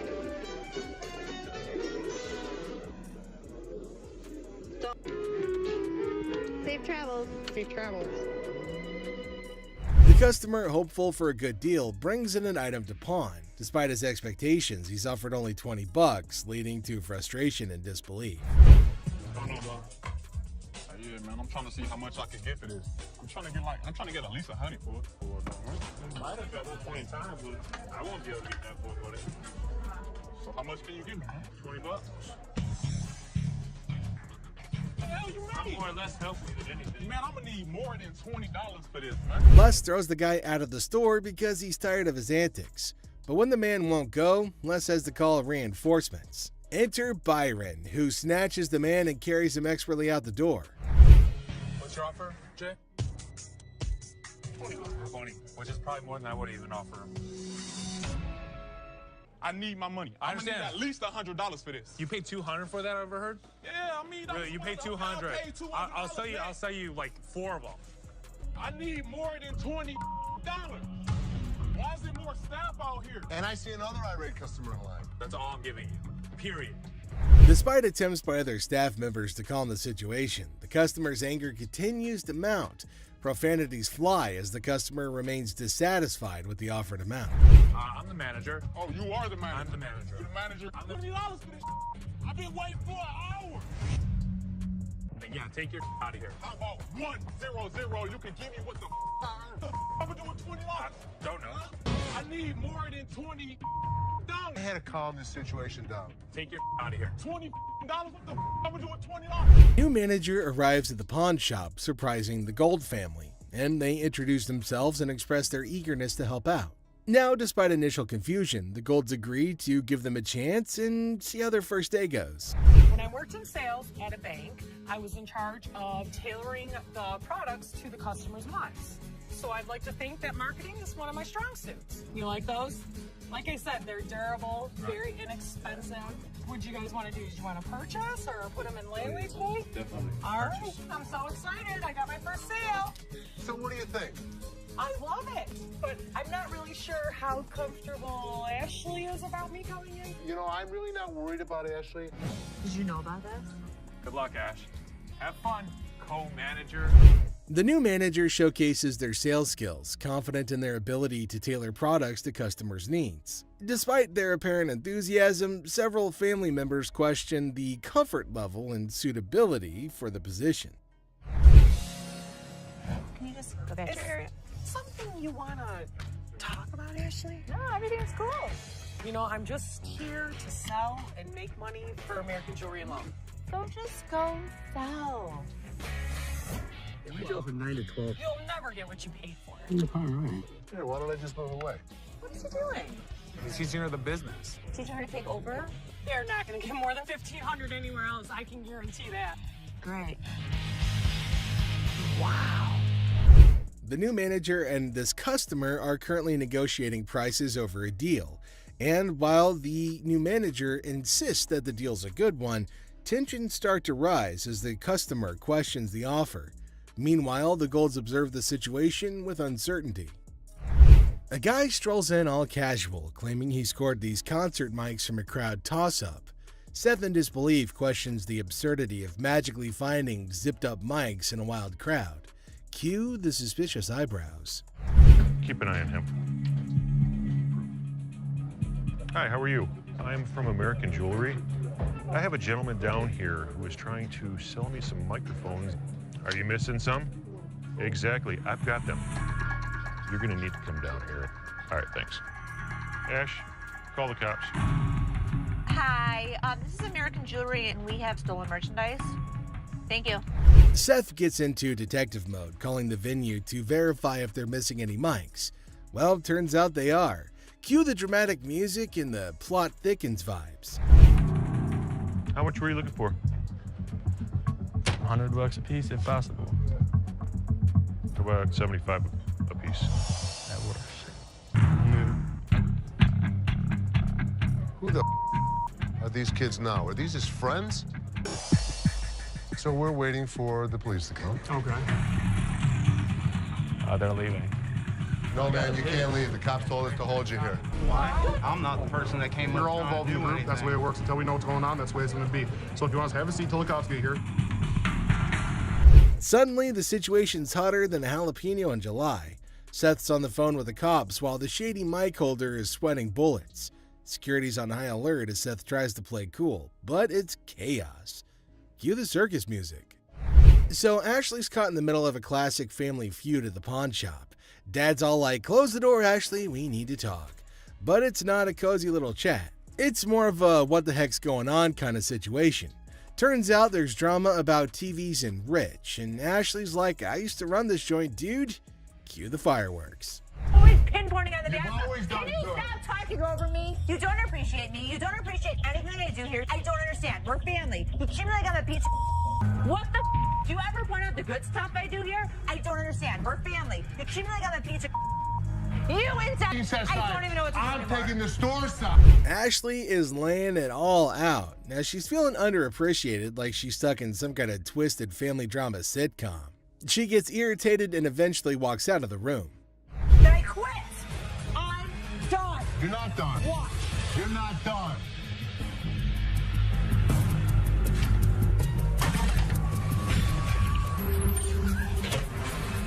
Ashley, one last time. If you walk out that door, don't ever come. What just happened? Ashley just quit. She walked out that door. She's not happy with the way we treat her. I cannot deal with it. I'm out. I don't care what he says to bring me back. I'm done. When you allow your emotions to run a business, it's the worst thing she could ever do. You're gonna lose. But if you thought that was it, there's another surprise twist as Ashley drops a bombshell openly declaring that she quits and that she's done, and then she pieces out, leaving everybody in shock. But Les is stuck scratching his head, wondering what the heck just happened. But Ashley has made up her mind. Emotions run wild and business gets a kick in the gut. Classic pawn shop drama. Get ready to chuckle as we witness an overenthusiastic customer diving headfirst into negotiations with Ashley over a watch. With all the finesse of a bull in a china shop, he throws out a laughable offer of just $75. Ashley, ever the comedic genius, bats it away with a playful smirk. But hold on to your hats, folks, because our customer isn't done yet. He dramatically ups the ante to a jaw-dropping $599 despite the watch being worth nowhere near that amount. Now, before you say something, now I'm gonna be honest with you. This right here, it's worth a lot of money. So, this, I should get some change back. Hold on, wait a minute. This is worth, look at it.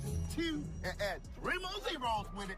2,000, baby. Me out, and guess what? You gotta give me some change.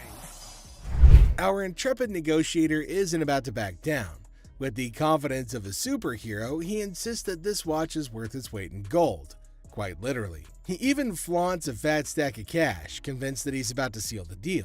But Ashley, bless her heart, isn't buying it. She keeps a straight face as our customer sails further into the sea of absurdity, refusing to cave to his outlandish demands. Okay, and it's worth $2,000.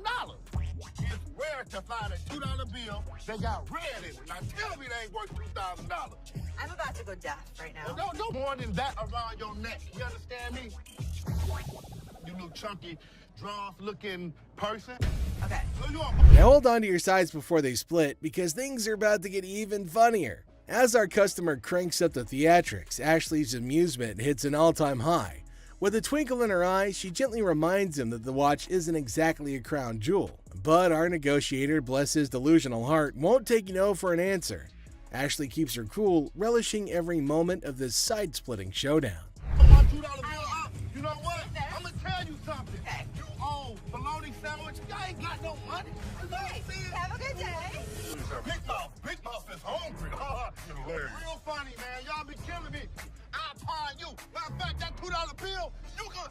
And now the moment we've all been waiting for, the finale. Our customer's frustration approaches a boiling point, but Ashley, ever the queen of comedy, doesn't miss a beat. She continues to milk the situation for all it's worth, leaving our customer red-faced and defeated. And just like that, he storms off, leaving us in stitches as he hilariously fails his attempt at negotiation.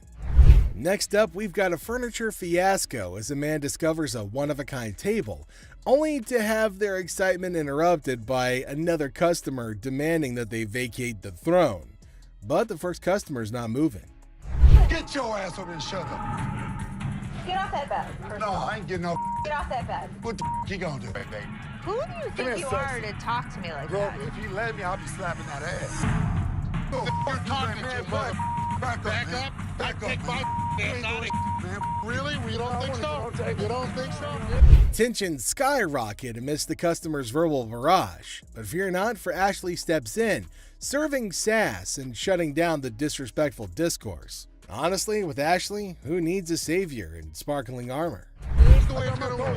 You don't disrespect my daughter in my store. Get the out of here. If this guy ever shows his face in this store again, we're gonna kick his ass. Gonna get your hands off Really? me, man. Really or what? We go You're back, man. disrespecting my daughter like that? Ultimately, Les has to step in and settle the score by enforcing the rule and ejecting the unruly patron. With one stern glance, Les sends the troublemaker packing, restoring peace and reminding everybody that disrespect isn't welcome in his kingdom. The scene kicks off with Grandma storming into the pawn shop, demanding her money back for a purse that she claims is fake. Now she's not holding back, loudly insisting on a refund while the audience can't help but applaud her fiery entrance. You don't want to mess with a grandma on a mission, so she demands to restore her sense of humor before anything else happens. She insists on getting her money back, saying that the purse she purchased was just as phony as a $3 bill. You don't need a Ma'am, second. do you have the receipt? I didn't give you a second when I gave you my money. Ma'am, I'm trying not to really You took my control. money and I won't. Show me the receipt. I don't have a receipt. You sold me this purse. Baloney. So when did you buy it? I bought it a week ago.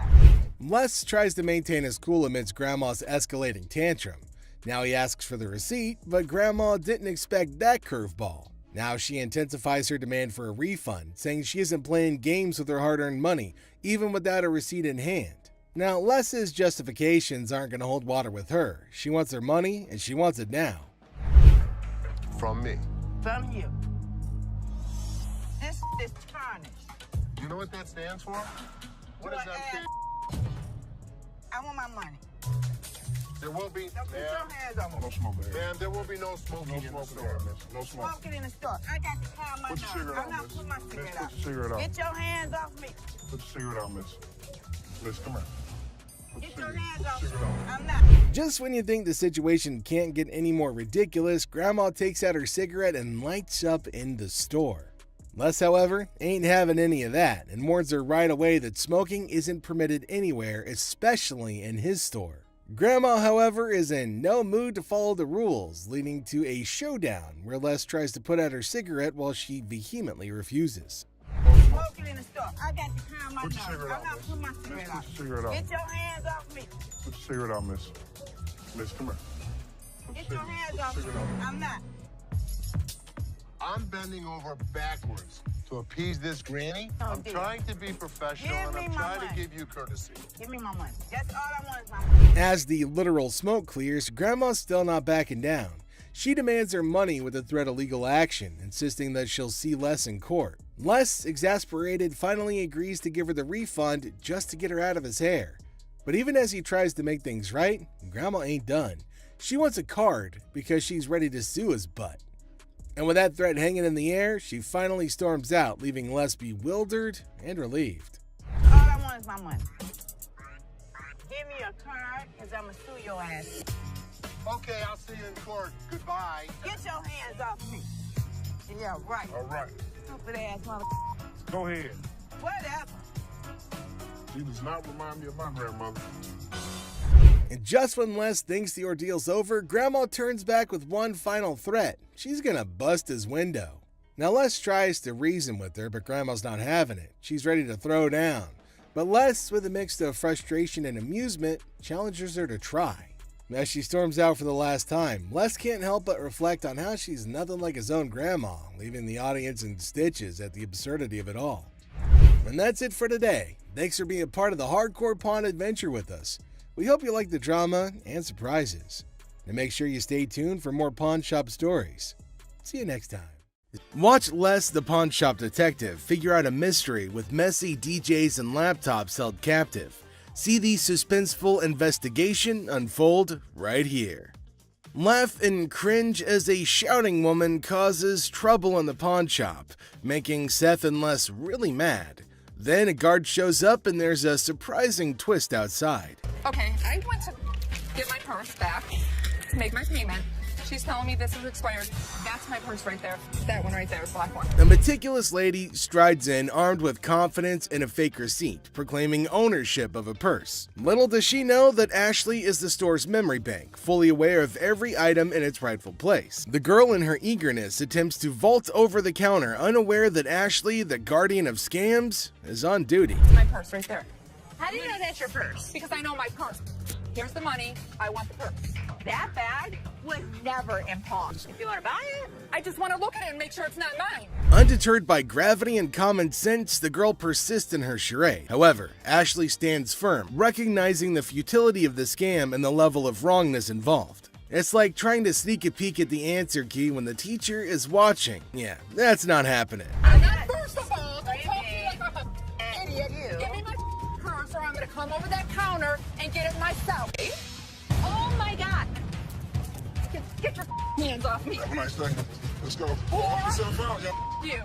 With a swift resolution to this failed escapade, the girl finds herself unceremoniously escorted out of the store. Lesson learned. Ashley's scam radar is always on, and jumping over counters won't get you far in this pawn-filled drama. Enter the family feud. Ashley drops the bomb on her brother Seth, calling him a hypocrite. But why? Well, he casually throws around $880 for a painting, while Ashley, according to her, can't even snag a deal for $30. Sibling dynamics at their finest. And as Ashley confronts Seth about the apparent double standards, she probes into the intricacies of spending $880, questioning how bad it could be. Seth, in classic sibling fashion, argues that his purchases are all about resale value, a concept he conveniently forgets when it comes to I am not going to forget the situation anytime soon. Seth better watch his back. Things heat up as Ashley demands an apology. Seth takes a nosedive into being the ultimate a-hole, apologizing for an $880 buy. Oh no. Instead, he hits her with a sorry not sorry for her supposed attitude, topping it off with a charming label. Well, let's just say that it rhymes with witch. Sibling rivalry reaches a whole new level on this show.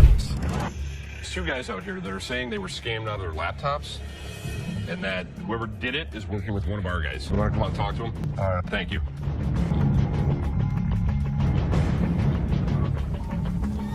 Who is it? Les is hit with some unexpected news. A few guys claim that they've been pawned by a girl from the staff. Les, ever the detective, approaches the situation with a mix of suspicion and humor, wondering aloud if he's either unintentionally swindling customers or if bizarre customers have taken up a new form of thievery. Tell me. She pawned 2 of our laptops, and she told us she was gonna bring them out to the back. Some of it, yeah. Okay, wait. You pawned something. Yes, she had to take it to When her. did you pawn it? Today. Today. She Okay. had to take it to her. And the money? Yes. These two kids come in and talk about have some girl pawned 2 laptops. The plot thickens as 2 disheveled DJs step into the scene, laptops held hostage. The atmosphere turns somber as the weight of the situation sinks in. It's a strange occurrence that has everyone wearing expressions of confusion and concern. Les, with his seasoned cool, casually queries about the laptop's ownership, revealing they're registered under the mysterious girl's name. Split the money 3 ways, and one of my employees was gonna walk it out the back door. Either this is a new way for my employees to steal from me. To contact the owner because we want to. I am the owner. I'm just trying to switch the ticket so she can't have them. And it's in her name. No, that's why I wanted to know if I can't do it. The tension rises, but Les doesn't crack under pressure. Maturely handling the situation, he asserts that he needs the lowdown to work his magic and get those laptops back where they belong. It's a pawn shop mystery, unless is the detective determined to unravel the peculiar case of laptops and loyalty. Came a woman at the counter. Let's see what she's gonna come up with. Is she asking for free money? I think she might possibly be mad, though it is kind of funny that she's got enough courage to come up and ask for money without investing anything. Now, the lady at the counter frowned and asked her if she paid or not. Intriguingly, she hasn't paid anything, but she's still asking for money. And to make matters worse, she started shouting at her. Everyone around started looking at her, wondering what the hell was going on. Seth and Les get a little furious as everybody's just standing around trying to figure out what's going on. She started bullying her, but the lady tried to explain to her again that she misunderstood the agreement and they're not just gonna give her free cash. But this lady's just not listening to anybody. Well, Seth then enters, so who knows what's gonna happen now, the whole document or not, and she was not listening and constantly arguing and pointing to them as if they had done something wrong. Meanwhile, other women decided to intrude, and oh my god, it's gonna be funny. Looks like they've all decided to have a fight in the pawn shop. Wonder how that's all gonna end. And it looks like now see the other women get in and start shouting at her as everybody behind her was waiting for her to get out of the queue. So they started fighting, and now they're all having an immense fight. Everybody around is watching and laughing at them. Well, the guard had to go and break everything up. Well, at least they're all gonna get treated the same way, especially the one who created the mess. Pretty sure they're gonna hold him up and throw him out. And there they go, they're still shouting and fighting with each other as well. So they were sent outside and they started beating on each other, holding each other by their hair. Man, they beat the crap out of each other, and people around them were just watching and waiting and having a curious but funny conversation about their nonsense. Talk about a hella cringe episode. It's Robert. Nice to meet you. Nice to meet you, Dennis. Yeah, I got an item here. Might be interested in. Okay, so there's a guy coming into the pawn shop with something in his hand, maybe a poster. But what's it for? He came to Seth and the other man and showed them this poster. Now it feels like they're interested in it, and there might be a handsome deal between them. Detroit Lions players had signed. Did you drag it in? So during the flood, I seen it down there, and that's when I pulled it out. She went down there and she supported these people, and while she was walking the picket line, she would gather signatures. You got Williams over here. That's what, Steve Farkas?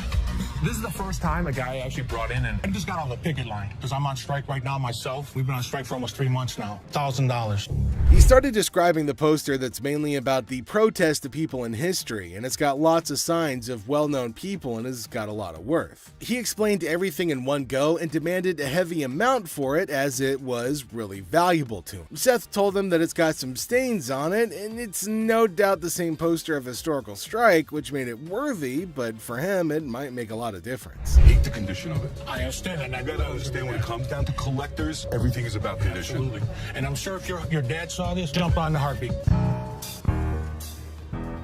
Seth and the man explained that it's not about the worth that he's asking for, in terms of thousands of dollars, but it's also about the condition of the poster, and it's not in a very good one. The man is continuously arguing that it's got signs all over it. If Les has seen it, that he'll definitely be surprised and definitely pay more than $1,000. Well, as for Les, he just came in. Sharper. They need to make an effort to close these deals quickly. Through my research in that, I seen personally that one just like this Minto, and he got $950 for it. Right, so if that was mint, why would you want $1,000 for this? He only had one signature. I have at least a dozen. But with this tear up here, Yeah, and the and condition it's in, the water stain on the bottom, it's just a hard thing to sell. Yeah, but even though it's in this condition, how many of it exist? Very rare. And it's uncertified. Right. You know. I'll sell for $5. Les judged the entire piece and told him that he's asking for too much, and later on they further described that it's torn from the top and the bottom, and it's also got damage and they can't pay more for it. But he still won't agree to pay for it. But he did say that he charged $500 off of the amount, but they couldn't reduce it any further. Value? Let's make a deal. $75? No way. Who's gonna buy it from you? I'll just put it back in my basement, let it collect dust. Offering you just $100 cash money right now wouldn't make a difference, you're saying? 200. Nobody in life is ever gonna offer you more than us.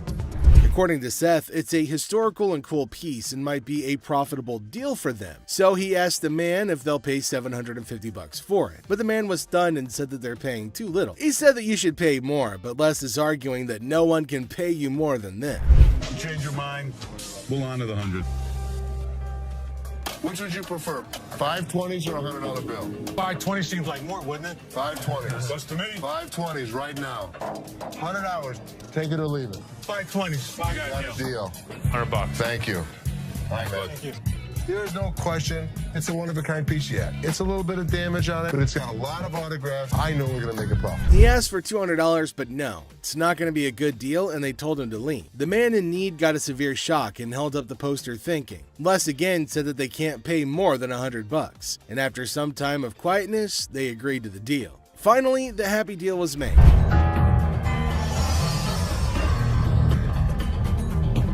This is the guy? Right there. Here they come again. Les? Hi, how are you? I'm attorney Kyle DeQueef. So there's a man, probably an attorney with two ladies along, coming inside towards Les at a pawn shop. Now, Les knew about it before. He asked for Les, and fortunately, he was at the counter. He asked why they had arrived at the store. She's retained me to represent her in regard to a ring. Okay. My client brought in a $10,000 ring here, and she wants to either collect the remaining money owed to her on the ring or get the ring back. She's got a receipt right here. This is a counterfeit ticket. He said that he came here for the ring, which they bought from these ladies for $10,000, but they didn't pay and gave them the receipt. Now, he put up the receipt and showed it to Les and accused them of cheating and stealing from the women and taking their expensive ring. But Les was cool and controlled his anger. Whoever produced this ticket didn't understand this is the amount of numbers that are here. Okay. Number two is state law mandates that we print the law in a 12-point font. Okay. This is much smaller. That is some bull. It may be bull, but that's the truth. I don't know how I got mixed up, but There's the game-changing point. Les, after listening to him, explained that he will reveal the truth now by showing the real receipt that they had. He went and came back with real receipts that they've been giving to the customers. There, he spotted major differences. He notified him of the major changes in the receipt that he brought. The man looked rather weak and stunned in response. printing wrong or whatever, but this is the ticket he got from here. He didn't get it from him. He didn't get it from him. So now we just liars and we just come I'm not saying that you are. So you're trying to send my son a liar. I wish I had better news for you, but That's bull. That's bull. The numbers don't match up. The paper stack doesn't match up. This is a fake. Now you side with them. You're not representing us. If I don't get my ring or my money from them, how you gonna get paid? The attorney turned to the women, but oh my god, they're still accusing Les of having given them the wrong receipt and asking the attorney to take the money from Les. The man, being down on himself as you can see, argued with them. The man showed the evidence to the ladies and told them that they were having the wrong receipt, but they continued to argue. Ticket, how about that? No, I don't believe that the store gave you this ticket. Nah, well, I don't believe you a real attorney. We ain't got it right. Somebody better give me my money. Yeah. he's my attorney. You, him, security. Have a nice day. Nah, you got me, bitch. Sorry, young man. The ladies started harassing both of them and started using personal attacks. They were all arguing amongst themselves. Pretty crazy. The attorney went back as he can't do anything for the ladies. How are you? I'm doing okay.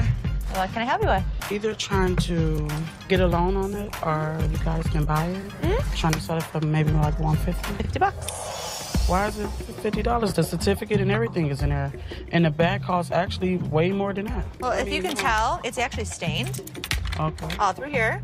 I'm trying to sell it for $150 or get a loan for $75 instead of the $50. Yeah, I wasn't interested in more than 50. If you know purses, then you know the As our unsuspecting customer strolls into the kitchen at chaos, little does she know what's cooking today. Ashley, patiently bracing herself for another round of absurdity, politely inquires about what the customer's looking to offload. The girl, blissfully unaware of the purse's actual value, confidently suggests a price that's almost a steal. It costs way more than that. Okay, but I'm not going to pay you for the amount that you think it's worth because it's stained. This is not one of the newer ones. This is not this season. I know about purses. It was torn. It was stained. It's not even the last season's bag. The thing is old. But you still willing to buy for $50 though, so if it wasn't worth And now the plot thickens. The lady asserts that if Ashley truly understood purses, she'd gladly accept the offered amount. However, Ashley, standing firm in her claim that the purse is torn and not worth more than $50, creates a hilarious clash of valuation difference. we even say $50. So they didn't say it wasn't worth.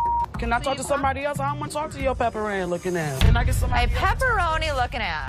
Pepperoni ass? I don't even know what that means. She take a look at her own ass. Can I get somebody else to talk to? It don't even matter. I don't have to talk to you. And I don't talk to you either, so why don't you go home? Leave Can our I talk store? to somebody Nope. else? Why do I have to talk to you? Because You I'm the disrespectful. manager. I'm disrespectful and you call me a pepperoni ass? Ugly ass bitch. F you. And it's time to cue the drama. Ashley throws out the bold figure of $50, and it hits the customer like a curveball she wasn't ready for. Feeling the heat, our lady teeters on the edge of diplomacy and blurts out the unforgettable line. She labels Ashley a pepperoni ass and decides that she'd rather chat with anyone but her. Talk about spicing up negotiations. 3 males walked into a pawn shop. One of the suspects stood at the door as a lookout while the other 2 suspects walked directly over to the display cases. So, like, these 3 guys roll into the pawn shop, just casually strolling in. The other 2 guys, they head straight to the fancy display cases. It's all got suspicious vibes. And then, bam! One of them whips out a sledgehammer and starts smashing the glass. Things are starting to get pretty wild. At some point, a customer from the place is seen leaving calmly while the lookout tells her to hurry up. The suspects appeared to be wearing heavy-duty gloves in order. At one moment, a person from the shop strolls out all calm, and someone's keeping an eye on her, urging her to speed up. The people thought to be involved seem to have on these tough gloves, maybe so they don't get any cuts. Not to get cut while removing the glass from the cases. Both suspects placed the jewelry and many other valuables in the bags. So when they took off the glass from the cases, both of them put the jewelry and lots of other valuable stuff into bags. After that, they hightailed it out of the store in a black Mercury marquee. Case at? Where the case at? Where is it at? We don't take games. Where you put them on? A guy storms into the pawn shop all worked up and starts shouting about a missing case. He's demanding to know where it is, and he appears to be accusing the staff of removing. The feeling of stress in the air is increasing, and it's obvious that something is wrong. We do not take games. Take your wise my damage to That's the way it came in like the kids. That's the way it came in. You gonna act like I ain't got no sense? He's accusing us of taking games out of his unit. Look at the ticket. It never said with game. The atmosphere gets even more intense as the guy accuses the pawn shop of messing with his games. Les, the cool guy at the pawn shop, stands his ground. The customer's getting more agitated, making accusations and even talking about blowing up the place, which is just adding to the chaos. At that point, man, you can get your arms up off belly and none of your body parts on you, bro. After all the stress I have, the last thing I need is a customer causing a scene. Despite the escalating situation, Les stays calm. He tries to talk sense into the upset customer, especially with a big event coming up the next day. I know how to mother walk. I ain't illiterate because I ain't part of the week, and y'all motherfuckers in my middle and put them motherfucking games in there. And you wasn't even standing there when I paused it. Somebody need to blow this place up. It's time to go, sir. You ain't gonna get my window. I'm not. let go. Can I get my week? They'll get it for you, don't worry. You're making a threat like that? The situation becomes alarming when the upset customer makes a threat to blow up the place. Les, rightfully concerned about the safety of everybody, asks the guy to leave. Security becomes a priority, and the customer's demand for his belongings takes a back seat to the potential danger that he's creating. It's a challenging moment for Les, who's just trying to manage the chaos caused by an irate customer. How's it going, man? What's going on, man? Everything good. How about you? I'm doing good. Good. What can I do for you? Let me at least like $400 for this watch right here. What can I do for you today? Can I get like $400 for this watch right here? It's worth $820. Les, chilling at the pawn shop, notices a guy walking in, watch in hand. Les, being friendly, asks how things are going. The guy, hopeful, wants $400 for his watch. Les, the cool pawn detective, calmly discusses the watch's worth, revealing it's valued at about $82. Yeah, man, tell me the truth. What'd you really pay? Telling you the truth, man. Come on, give me four. Give me $4 for this watch, man. Come on, man. We deal in high-end watches. This was worthless. Nothing for us to deal with. Come on, give me like $450 for this watch. You're yelling at me. I got a baby on the way, dog. Congratulations. I'm sick of living at the crib, man. My girl on my head. The negotiation heat rises as the guy insists on $400, but Les suggests $7. The guy, pleading and sharing his life story about a baby on the way, asks for $400 again. Les stands firm, offering him the same price, which leads to a bit of yelling. The guy, feeling frustrated, calls the place bull ass and expresses his discontent. You want $10? I want to do with $10. I have no idea. Go to Coney Island. Give me Coney Island is $10. good. I don't know Coney Island on $10. I got a baby on the way. They gonna do this to me, dog. What you looking crazy, bro? The tension escalates and the guy feels disrespected, using strong words and even threatening Les. Les, staying cool, suggests maybe he should have been given $400, hinting at a broken lamp that needs payment. The situation gets intense, with the guy considering if he should have taken the deal. Cash for this watch, man. 400?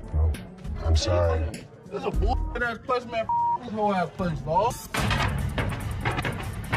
Excuse me. You call it what? You calling a bitch? You? I'll knock you the out. You don't know who you talking to. Show me. Dog, don't touch me, homie, dog. Touch me, dog. Then maybe he would have been able to pay me for the lamp that he broke. Yo, I'm asking you, dog.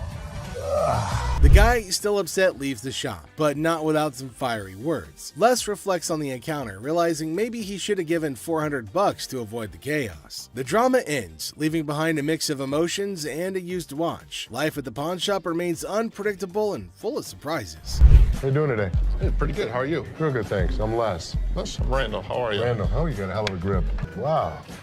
What the hell is it? Call it a ring. Okay. I didn't think it was a bus. How'd you get it? I just got it. This guy smelled like a brewery. Okay. How much did you want?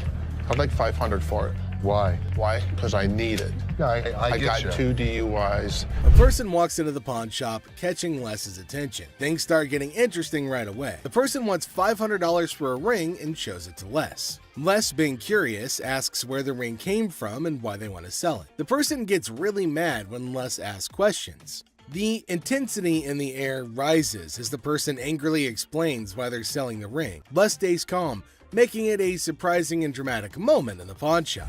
Well, if it was gold, I'd give you more than $500, but it's not real. I know it's worth $500 and you're going to give me $500. Well, actually, if this was gold and it was brass, it had no value. I understand. You have court issues. The problem is, I need $500 for it. I'm sure you do. Man, I don't know why you As the conversation continues, Les drops a bombshell. He tells the person that if the ring were real gold, he'd offer a whopping $2,500. Feeling a glimmer of hope, the customer suggests, just give me the $2,500 then. Expectantly awaiting a positive response, Les, with a touch of humor, reveals the harsh reality. He explains that the ring is fake, not even worth $500, and he won't pay that much for a counterfeit ring. You gotta give me something for it. I can't give it to you. I'm sorry. Give it to me anyway. Man, you can give me something for it. No, you give me something Just don't for beat it. on the glass. This guy was drunk. You give me that ring back. Give me that. It's the. I ain't going nowhere. Man, get away from me. Get out of here! I told you! You man? In the midst of the ring discussion, a security guard quietly enters, taking a position behind the customer. The customer, desperate, pleads with Les to give him something for the ring, but Les, staying true to his detective skills, rejects the plea, emphasizing the ring's fake nature. Les, sensing trouble, comments that the customer seems drunk, adding another unexpected twist to the escalating situation. As the rejection sinks in, the customer, unable to contain his frustration, sits on the floor, declaring that he won't leave. The tension peaks as he becomes increasingly aggressive. The guard steps into action, forcefully dragging the defiant customer out of the store. But despite being escorted out, the customer continues to yell and make a scene. Oh boy. I see you sweating. Yeah. Must be hot outside. No, I was doing karate outside. You're doing karate? And judo. I'm Bruce Lee's sister. Really? Yeah. As the door jingles, a woman strolls into the pawn shop rocking winter clothes in the summer heat. Now she's chatting with Les, teasing him about the sweltering weather. She even claims to be a martial arts pro, throwing around Bruce Lee's name. The banter kicks off with a request for a karate move demonstration. She said she was Bruce Lee's sister. So what you got? The atmosphere takes an unexpected turn when the woman unveils a unique item, a mysterious fox mink. Les, unfamiliar with such creatures, engages in a lighthearted conversation to understand more about this fox mink. The woman, with a hint of mystery, reveals her intention to sell it. A mink fox? I don't know. I don't know. I'm not into animals. Fox. I've heard of fox. I've heard of mink. So fox mink. Did you want to post? As the conversation unfolds, Les dives into the details of the fox mink, trying to grasp its worth. The woman shares anecdotes about the origins of the item, painting a vivid picture of its history. Les, playing the role of the detective, subtly negotiates and gathers information to figure out the best deal. So, how much did you want for it? 50,000. The encounter concluded with the woman deciding to part ways with her fox mink. Les, using his seasoned charm, finalizes the deal. The quirky tale of the winter-dressed woman and her unique pawned item adds an unexpected twist to the usual pawn shop routine, leaving both parties with a memorable experience. Woman comes in to sell me a high-end bottle of liquor. Ma'am, I'm Is that what you're saying? They're You have no 1,200 respect. When you want to take a they're person when they 1,200 die, fit the liquor inside the bottle. and anytime you're going to belittle a person. Ma'am, I didn't belittle you. As the door chimes, the woman confidently walks in, clutching an empty liquor bottle. She aims for a bold move, attempting to pawn the bottle for a cool $100. Les, with his discerning eye, swiftly rejects the proposal, explaining that a filled bottle would fetch a better price. The woman, not thrilled with the response, raises her voice, demanding respect and expressing her discontent. I'll give you $100. It's not worth more than $100. Especially when you say I wouldn't give you $100. Don't you ever walk up to my Baby, dad. hey, baby, don't point your and finger. life after this, Ma'am. don't you dare ever Ma'am, come in you here are again. in my face. I don't care, you're in my dad's store, and don't you ever think about coming in here You know again. what? Turn your ass around, badass out the door now. Nowhere Ashley steps up like a superhero. Now, she doesn't just cool things down, she straight up shuts the woman down. With confidence, Ashley tells her to leave and never come back. Suddenly, the chaos turns into quiet thanks to Ashley's quick and firm action.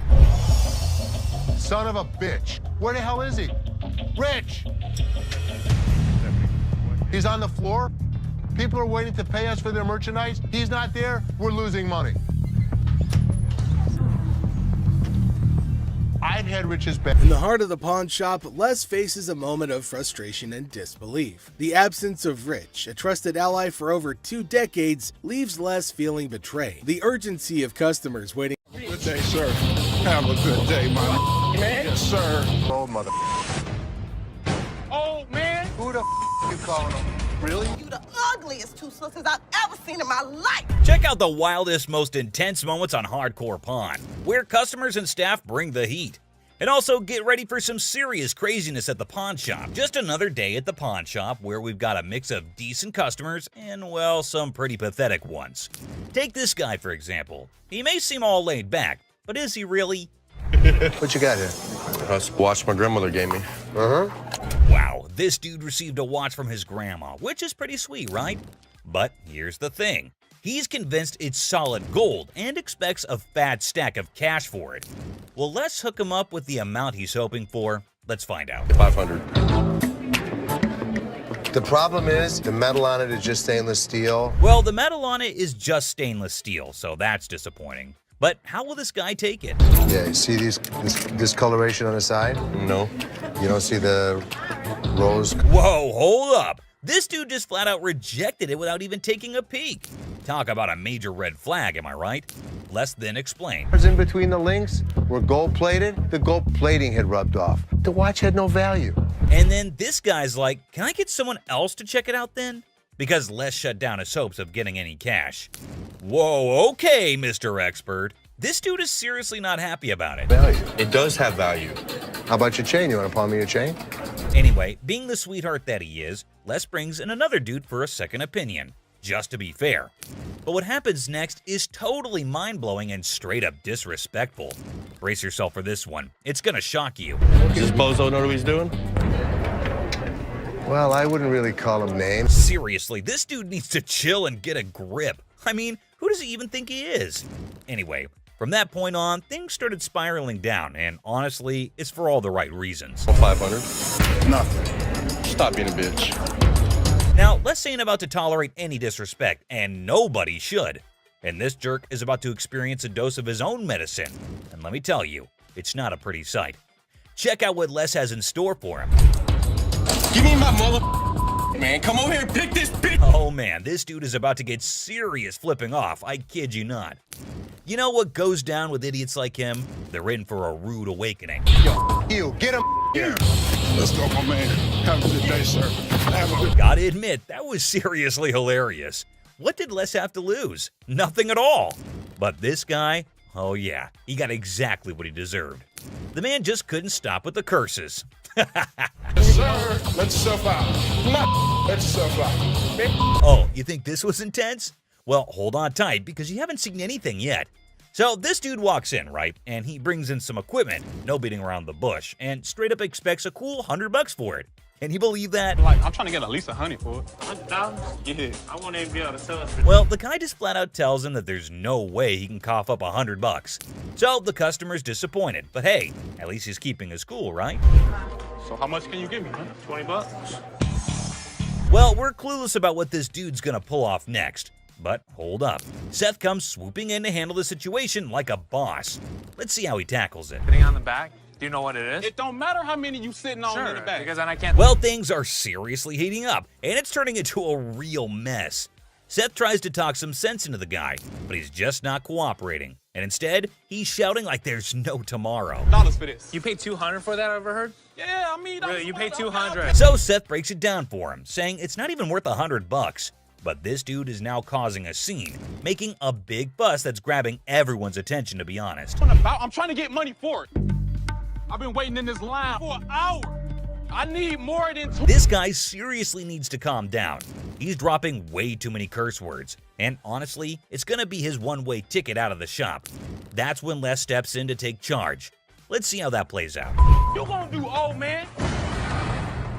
Who you calling old mother? Old man? No way, he actually said that? Like seriously, what the heck? This guy just keeps digging his own grave, making the situation even worse for himself. Brace yourself, because what he does next is gonna leave you absolutely stunned. Really, mother? I got this. I got it. You wanna give me more than 20? Oh my god, seriously? Can you believe it? This dude actually tried to mess with Les and thought he could get away with it without being kicked out. That's some messed up behavior right there. Like, what on earth was he even thinking? Wait for an hour. Really? Me? You? Well, he totally got what he deserved. But guess what? That's not even the end of it. Brace yourself for this next one. So, this lady strolls into the store wanting to treat herself to a fancy watch. She's all sweet and ready to drop some cash. What could possibly go haywire, right? This will be good. Okay. This one. This is really pretty. Now, this lady is seriously contemplating whether she should go for it or not. So, what's your take on it, guys? You think she'll end up taking it or not? That's really pretty. It's really pretty. Good on you. That was 100. 100. Okay. She went for it. Well, everything's going pretty darn smooth so far. I don't want to jinx it, though, so let's just wait and see what unfolds next. Here. No. What is this? It's a $100 gift card. $100 gift card? Hold up. Is that for real? She whips out a gift card with all this confidence, and hey, is that some kind of new payment method now? Ashley looks totally baffled by this turn of events. Not a gift cards. What would you call it? It These says are preferred customer. Right. Man, this lady is already super worked up the moment Ashley spills the beans that it's not a gift card. And she goes on to explain the situation. Talk about major agitation right off the bat. It allows you discounts on the sales floor. You can't swipe this card and apply. This lady is seriously caught off guard and maybe just can't handle the fact that it's not a gift card. And well, she's getting a bit too aggressive, folks.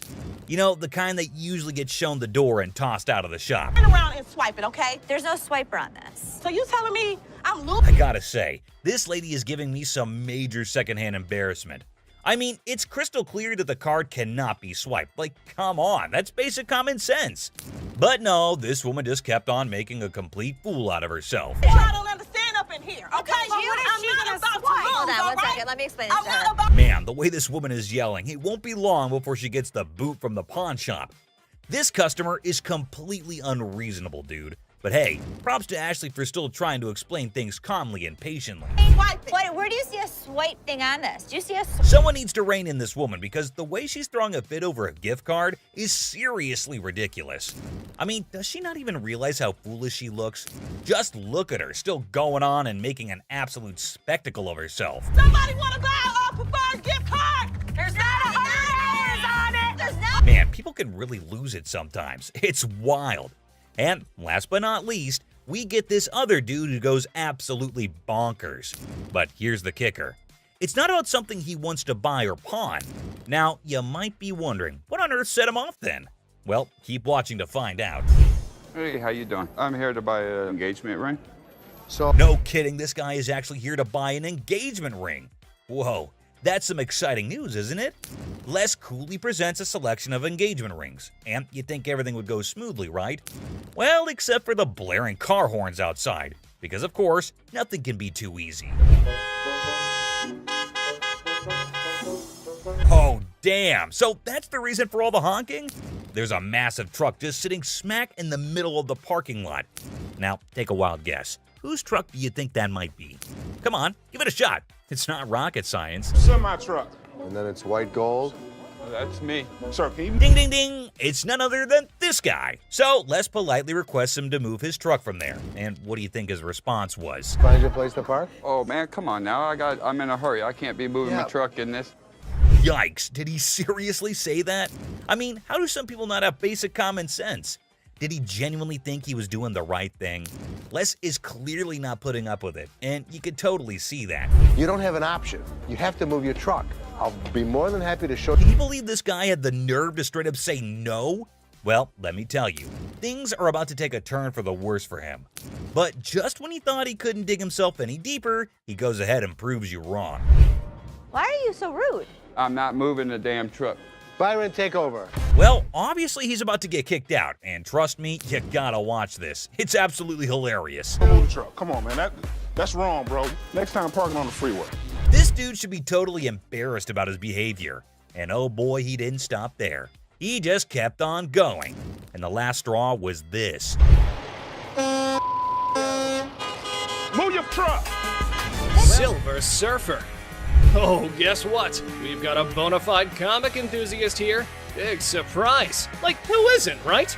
Well, this guy's taking his passion to a whole new level. Feast your eyes on what he brings in. That's the Silver Surfer. Silver Surfer. Life size. Tell me about it. Well, this was a display for the Fantastic Four Rise of the Surfer movie. They made 1,500 of these, and plywood board. It is wrapped in a vac metal plastic wrap. Oh, what a shocker. It's a collector's item. But hold up emotions, people, because it's got a price tag. I'm not sure if the experts are going to agree. Well, online, these things go for $3,000. Actually, Silver Surfer was voted in the top 50 recognizable comic book heroes in America. I mean, I really went $2,000 for it. I am willing to buy this from you for $500. Hey, genius. If you're after that dream price, maybe hit up a comic store. Selling your treasure trove at a pawn shop? Yeah, real brainiac move here, buddy. 900 bucks. That's it. Think I'm gonna have to walk. All right, well, it was a pleasure. We're gonna go surfing on home. See you later. Custom-made electric chair.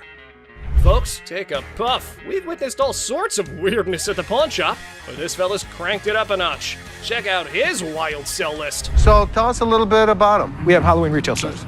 This is a custom-made electric chair. There's a whole show if you guys want to see it. Sure, go ahead, show us. Hell yeah! I'm really into this kind of thing. This might be the new feature at my house on Halloween. Oh, just what we all need. A bedside toy that screams Halloween 24/7. No biggie, except it's art, not like living in a slasher fic or anything. So we're looking to get about $8,000. Brand new, they're just above $9,000. And that makes a lot of sense. Right. Buy a used one that's 6 years old. Well, the cool thing about this one is that they don't make them like this anymore. You're right, they don't. The new ones are digital. Well, guys, Mr. Ambitious over here is dead set on this mystery item. Heaven knows what his grand plan is, but Les has a style for a bargain. Thank you very much for bringing it in. We appreciate it. Thanks, man. I'm a little disappointed that I gotta schlep it back home, but you know, with Michigan being, you know, like the #1 state for haunted houses and attractions and things like that. Elephant skull haggle. Oh, guess what? No fancy sofa, no blingy ring, and no one-of-a-kind car to pedal? No worries. How about you trade an elephant skull for some greens? Because that's normal, right? Skull of an elephant. Really? Very unusual. It's very unusual. My best friend had it, passed away, and I inherited this one. It's where the tusks were. I understand that. It came from Africa? Yeah, right. Well, I So- can promise you nobody has ever brought in an elephant skull, ever. That I can Little tell you. unique. Ever wondered where one finds a thing like that? Well, surprise, surprise, there's a thriving market for massive elephant skulls. Yeah, you heard it right. Skull heads. 1,000. That's as low as I'm gonna go. Let me talk to my elephant expert. Africans are buying now for $2,300 and the Asians are $1,900. The good part was, it's worth the money. There is a demand for elephant skulls, but I'll be damned if I'm giving it away. Okay, peeps. When Les locks onto something, prepare for a solar eclipse, because he's not releasing his grip. Anyway, there's a plot twist in this pawn shop drama. I got $700 bills waiting for me. $750. $700. And if you think it's worth $50 for you to schlep it home, It is. Schlep it. It isn't. Schlep it. I'll give it to you for $7. You got a deal. Thank you very much. Thank Come you. right Thank over you. here. We'll Thank take you. care All of right. it. All right. Yeah. Mark, thank you. Bone Rattler. Okay, people, the granddaddy of speed in the house. Ready to snatch up a drag racing car from the pawn shop? Who knew shuffleboard was just a warm-up? This guy is an expert. He knows all about drag racers. So does Jeff. Jeff is my jeweler, but he's much more knowledgeable with engines than I am. The guy that sold it to me said it cost him $85,000 to put it together. Probably clipping along at about 250 miles an hour. Fire this puppy up. I don't know how to start it. Gather around, youngsters. We got a drag racing sage here, boasting a mere 30 years under his belt. So the wisdom dump is here, as he schools the pawn shop owner. You know how to start them? Sure. I knew you did. How long you been racing dragsters? For about 30 years. Oh. You ready for this? I'm ready when you are.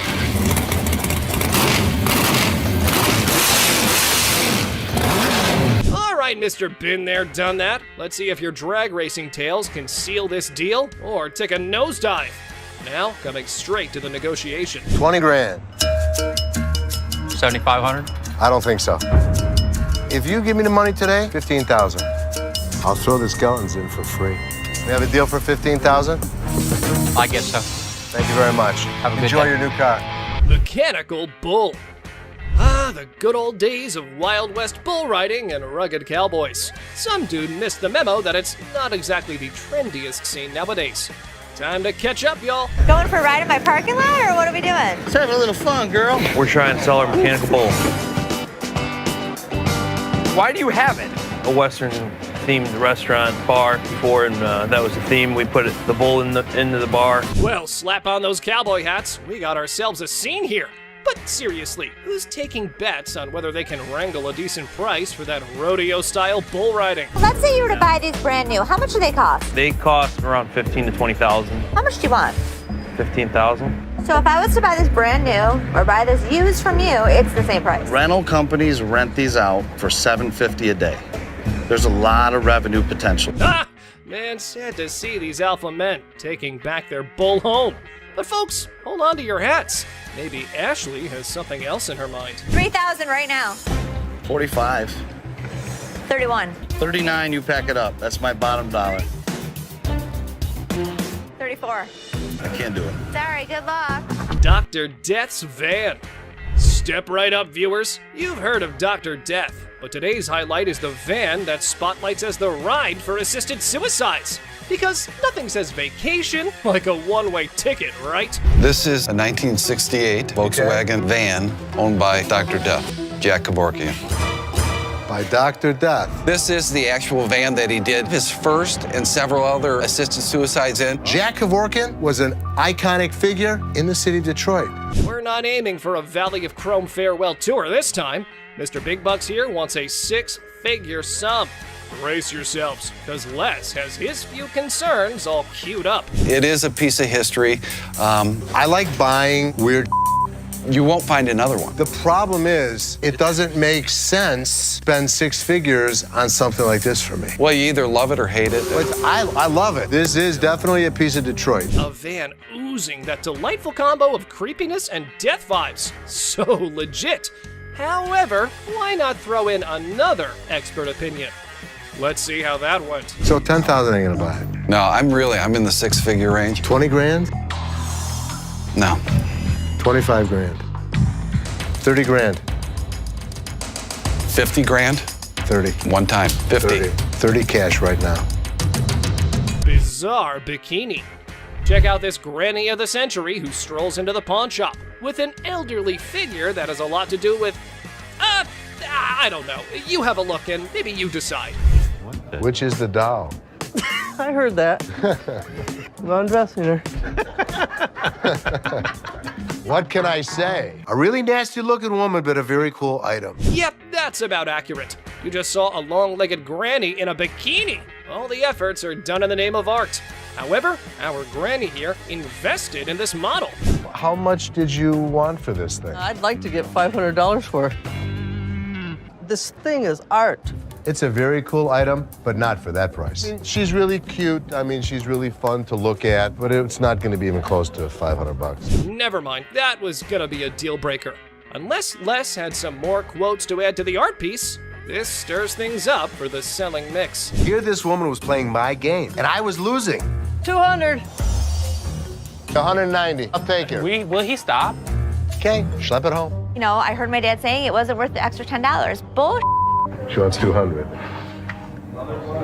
Latex vacuum bed. Look who's spicing up the pawn shop scene. This dynamic duo's got a latex vacuum fetish bed up for grabs. You know, just your average afternoon errand. Latex vacuum bed. A what? A latex vacuum bed. So you have sex with latex? Pretty much. It's like the autoerotic asphyxiation is what Pretty it is, much, correct? yeah. Bobby J surprisingly knew exactly what this thing was. All right, I was wondering, who needs candlelit dinners when you can have vacuum-sealed intimacy?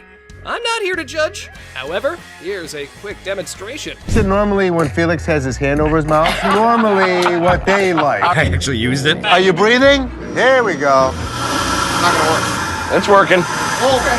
Everyone's a critic when it comes to, what's the word?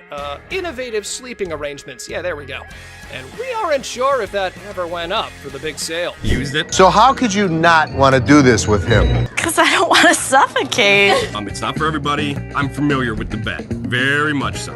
Just imagine having sex now. He don't have to hold you. Perfect. Well, now we got that out of the way. Just a normal fine day when this guy walks into the pawn shop to sell Les Paul's document collection, including an incredibly unique and world's one-of-a-kind Les Paul SG guitar that belonged to his Aunt Mary. And guess what? She wasn't just some guitar lover or a casual Les Paul fan. So the seller is hoping to get $250,000 for this collection. The big question is it really worth that much? And is it still in good enough condition to fetch a high price? Let's find out. Rick Harrison calls for Drew, the expert from Authentic Autographs Unlimited, who specializes in forensic document examination.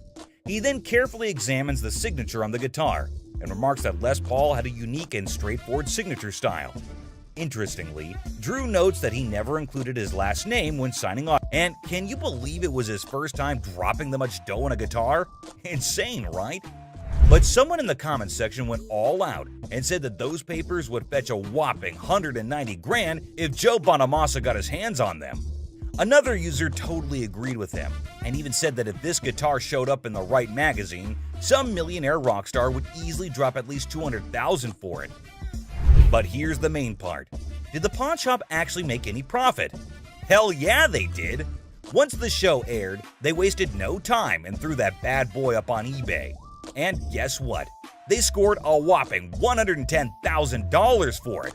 They ended up making a cool $20,000 profit, guys. Now that's what I call a successful hustle. Next up, we have a customer who came in trying to sell a sword that was supposedly forged by the famous Yasutsugu family, known for making weapons for badass samurais back in the day. But here's the twist. The seller looked familiar to Corey. It turned out that he had been there before to sell a trophy. You'll be thinking what kind of trophy it must be. Maybe some ancient artifact or something, right? But nope, it was actually a Grammy Award. Yes, all in excitement, Rick bought it. But later he found out that it was not allowed to be sold. Oops, I can see a great loss there. Because of that now, they had to be extra careful before dealing with this sword. They weren't sure if it was a legit samurai sword or just some ninja knockoff. The seller is a lawyer and claimed he had received the sword as payment for his legal work. Pretty cool, huh? Some users are even cracking jokes about why the guy was so willing to sell such a masterpiece. One such comment was he must have been scared of his wife's anger, whose eyes are always fixated on that sword. And if she ever gets her hands on it, she's ready to knock him off. Talk about a dangerous situation. Another user said he got robbed? Well, we have to wait to see the actual plot. Taking the lawyer's word for it, Corey decided to take the risk, and then he went ahead with the purchase, even without having an expert to check its authenticity. I mean, let's be real, that was pretty foolish, right? I mean, who was going to check if the thing was actually legit or not? So they asked the seller how much he wanted for it, and he said $5,000. The buyers were skeptical about its condition, and started throwing offers as low as $800. That's a crazy drop. But the seller fought back, saying every bit of that sword is worth the full $5,000. If you're gonna hold my feet to the fire and make me pay as much as I can, it's gonna be $1,500. I'll come down to $2,000. I've got 5 of them right there. The shop wasn't ready to pay that much without knowing more about it, so Corey went up to $1,200. He was trying to get the best deal he could, but the seller didn't budge. They went back and forth until finally the seller settled for Corey's offer of $1,500 just to get Rick off his back for that Grammy thing. After buying the sword, Corey was not at peace and was restlessly waiting for the expert, who was out of town during the appraisal. Finally, he got to meet up with Mike Yamasaki, the expert, and Corey explained how he took a shot in the dark and bought the sword without knowing if it's actually worth the money. So, after taking a small glimpse at it, Mike recognized it as a samurai sword and told Corey the history of the sword. He stated that after World War II, around 3 million Japanese swords were taken out of Japan by the occupying forces. In those days, the Japanese warriors, also known as samurai, were skilled professional fighters, and the samurai sword was like their badge of honor. If you didn't have one, no way you could call yourself a samurai, man. Then Mike decided to inspect the sword and took a closer look at it. This is the proper way to take apart a Japanese sword. They've been doing this style for centuries. Well, after the inspection was done, the expert discovered that the sword belonged to a super important samurai with ties to Japan's imperial family, probably from the 5th generation. Now, here was the interesting part. The Yasutsugu family only worked for high-level samurai, and their signature mark, like a logo, was detailed on the handle. It's the family crest of the Tokugawa family, who ruled Japan for a couple of centuries. And if anyone tried using it without permission, they'd end up losing their heads, along with their whole damn family. Scary, right? Well, it seemed that the sword had some serious historical value. Now, the big question is, how much is it worth in today's time? After considering the condition, the expert estimated that it can be restored for around $3,000. But here's the exciting part. After the restoration and blade sharpening, Corey could potentially sell it for a whopping $15,000. That's a tenfold increase from what he paid for it initially. So there you have it. Corey took a risk, bought the sword without knowing its true value, and it turned out to be a jackpot. But that was indeed a risky game.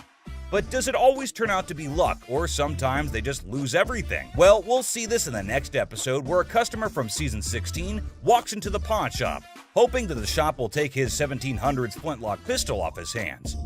This thing is ancient, and looks fascinating for being so damn old. But the funny part, the gun looked puke-colored. Did you do the amazing restoration on it? I did not. Well, let's talk about the history of this gun. Now, the invention of the flintlock pistol back in 1615 was a total game-changer in warfare. But here's the thing. Hector, the seller, had no idea about the pistol's origin. It was passed down to him by his father, and he's looking to score $500 for it. But Rick has some concerns. It's pretty darn obvious that this thing has been messed with. So he decided to call in his arms expert, who knows his stuff when it comes to guns. Finally, the expert Alex Kramer arrived. He's the CEO of International Military Antiques. He takes one look at the pistol and straight up calls it ugly. Ouch! Apparently, some shoddy paint job messed up the gun, and it can't even be opened properly. But hey, on the bright side, the details and engravings on the pistol are top-notch. They got this fancy style called grotesque, with all these weird-looking human and animal shapes. And the markings underneath are high quality too. Too bad the paint on the lock is so thick that they can't even see the gun maker's name. That would have helped figure out when and where it was made. Now Rick's super curious if this thing is actually worth anything. The expert takes a quick look and comes up with an estimate. I think it would be about $1,000. Once we restore it, if I can get it functional, I think it's at least $3,000. With that estimated value in mind, Rick decides to make an offer. So, I will give you $150 and relieve you of your problem. Would you do $250? Damn, just $150? Even though Alex said it was worth $5,000. Rick always pulls out the excuse that it's hard to sell, and there aren't many buyers out there. After a short negotiation, the seller settles for a mere $200. I know, unbelievable and kinda unacceptable. But since the gun isn't in great working condition, I guess it was the best they could do. Rick decided to take a chance and handed the gun over for restoration. Will it hit the jackpot or lose his $200? Let's see. After a successful restoration job, Rick receives some surprising news about the gun's value. It has brought back all the original details and made it look absolutely gorgeous. And guess what? It turned out even better than expected. With all of the engraving on the brass, that grotesque mask came out really well. It did come out amazing. But Alex hasn't tested it yet because he wanted Rick to witness its sight. And the best part? If this baby shoots, Rick might get a whopping $5,000. Damn. Well, let's watch if it works. I got my headphones on, so I can't hear you. Yeah! Oh, it worked perfect! So after successfully restoring the item and getting it in working condition, Rick could be making $5,000 on an item he bought for just $200. That's a crazy profit of $4,800. Absolutely hard to believe, right? Someone even commented that Rick straight up robbed Hector in broad daylight. Users are not holding back with their savage opinions. Well, keeping everything aside, this was indeed one of the craziest profits earned at Pawn Star Shop. Moving on, the Russian Imperial Eagle, which has two heads. So what we got here is a Russian order, and that's what this medal represents. It's a piece of history that dates back 800 years. Pretty neat, huh? Well, neat in the sense of 800 years of Poland's struggles, constantly being conquered, reconquered, and fighting for their freedom throughout their entire history. Users also shared how this whole episode reminded them of their beloved history classes back in their school days. It brought back memories of learning about the triumphs, tragedies, dramas, and even the occasional humor that filled those lessons. With the background story out of the way, Rick finally gets down to the burning question. What's the damn thing worth? Because obviously he bought it without knowing its worth. Expert takes a closer look at the medal and starts talking about how it was probably made in St. Petersburg by a company called the House of Bolin. And guess what? They were like the main competitors to Fabergé. So we're talking about a medal of Fabergé quality here. Crazy enough to give Rick some hope. But Craig kept going on and on about how gorgeous the medal is, making Rick all anxious and begging him to stop teasing and spill the beans about its worth. And finally, he does. Aren't you curious just like me? 30 to 40 grand. $30,000 to $40,000. That's incredible. Damn, the medal is valued at around $30,000 to $40,000? That's awesome. And it definitely brought a big wide smile on Rick's face. But hold up. Sadly, Craig has some serious concerning news for him. Apparently, the market for this specific medal is pretty thin, meaning there's not much chance for Rick to sell it easily. Talk about a check he can't cash. But hey, Craig's always got a solution up his sleeve. So he got in contact with a guy in Germany who has a box for this medal, has the ribbon for it, and even the breast star. It's all part of a set, you see, but there's a big hole in the guy's box, specifically for the neck order. And Craig just knew that he finally found a potential buyer for the medal, someone who needs to complete their set. Now, both the parties are ready to strike a deal. Write me a check. Can you believe it? Well, eventually, Rick settles for the $30,000 offer, which is 5 times the amount he paid for it initially. Talk about a great deal. With a free meal thrown in too. Gotta love those perks. One person made a comment praising the honesty of Craig, noting how he offered a price range for the medal that matched its actual value of $30,000 to $40,000. Despite knowing that Rick had only paid $6,000 for it, Craig could have easily offered a lower price, like $12,000, and made a huge profit. But instead, he respected Rick and still managed to make some money while being fair. This man named Randy walked into the store with a huge-ass vending machine. He believes that his machine is from the 1940s. Candy? Yes, sir. You know who loves candy, right? This guy. Well, Chum, we know your love for candies, but is this deal as sweet as them? This machine sure has Chum's heart, but Randy doesn't even know if it works, and neither does he have the keys to it. Well, let us look into what Chum thinks about it and whether he thinks it would be worth the cost. Just taking a look at it, I mean, it looks pretty rough shape. There is a lot of rust on it. It sure needs a good restoration, but Randy wants $1,000 for it. Man, it already needs so much work to be done.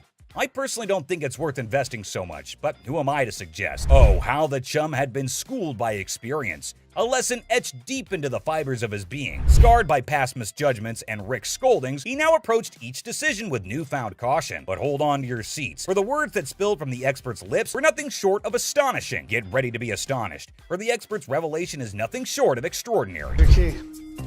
Whoa. Oh boy. Right? The guts are missing. So what this needs...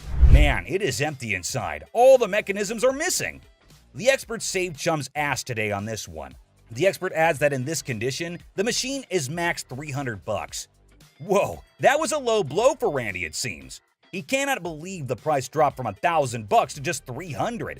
Up and running and painted, obviously. $4,500. $4,500. Okay. Well, this machine is asking too much. Chum noticed it and got the bargain straight from $1,000 to $75. And they just shook hands on $100. But a deal is a deal. Let's see how Chum restored it and made it a good sales machine for his own bars. Whoa! Holy Chum bar! Check it out, right? That is freaking awesome. Whoa, the machine is brand new again. No one can even imagine how it was before. And I know you're thinking no one got furious here. But hey, the video doesn't end here. You see, Rick was not so happy about the sweet gift lying in the garage. Why are your candy bars in it? That's the gift it keeps on giving, Rick. That thing, you can sell it for $6,500 today. Dollars off it every day for the rest of its life.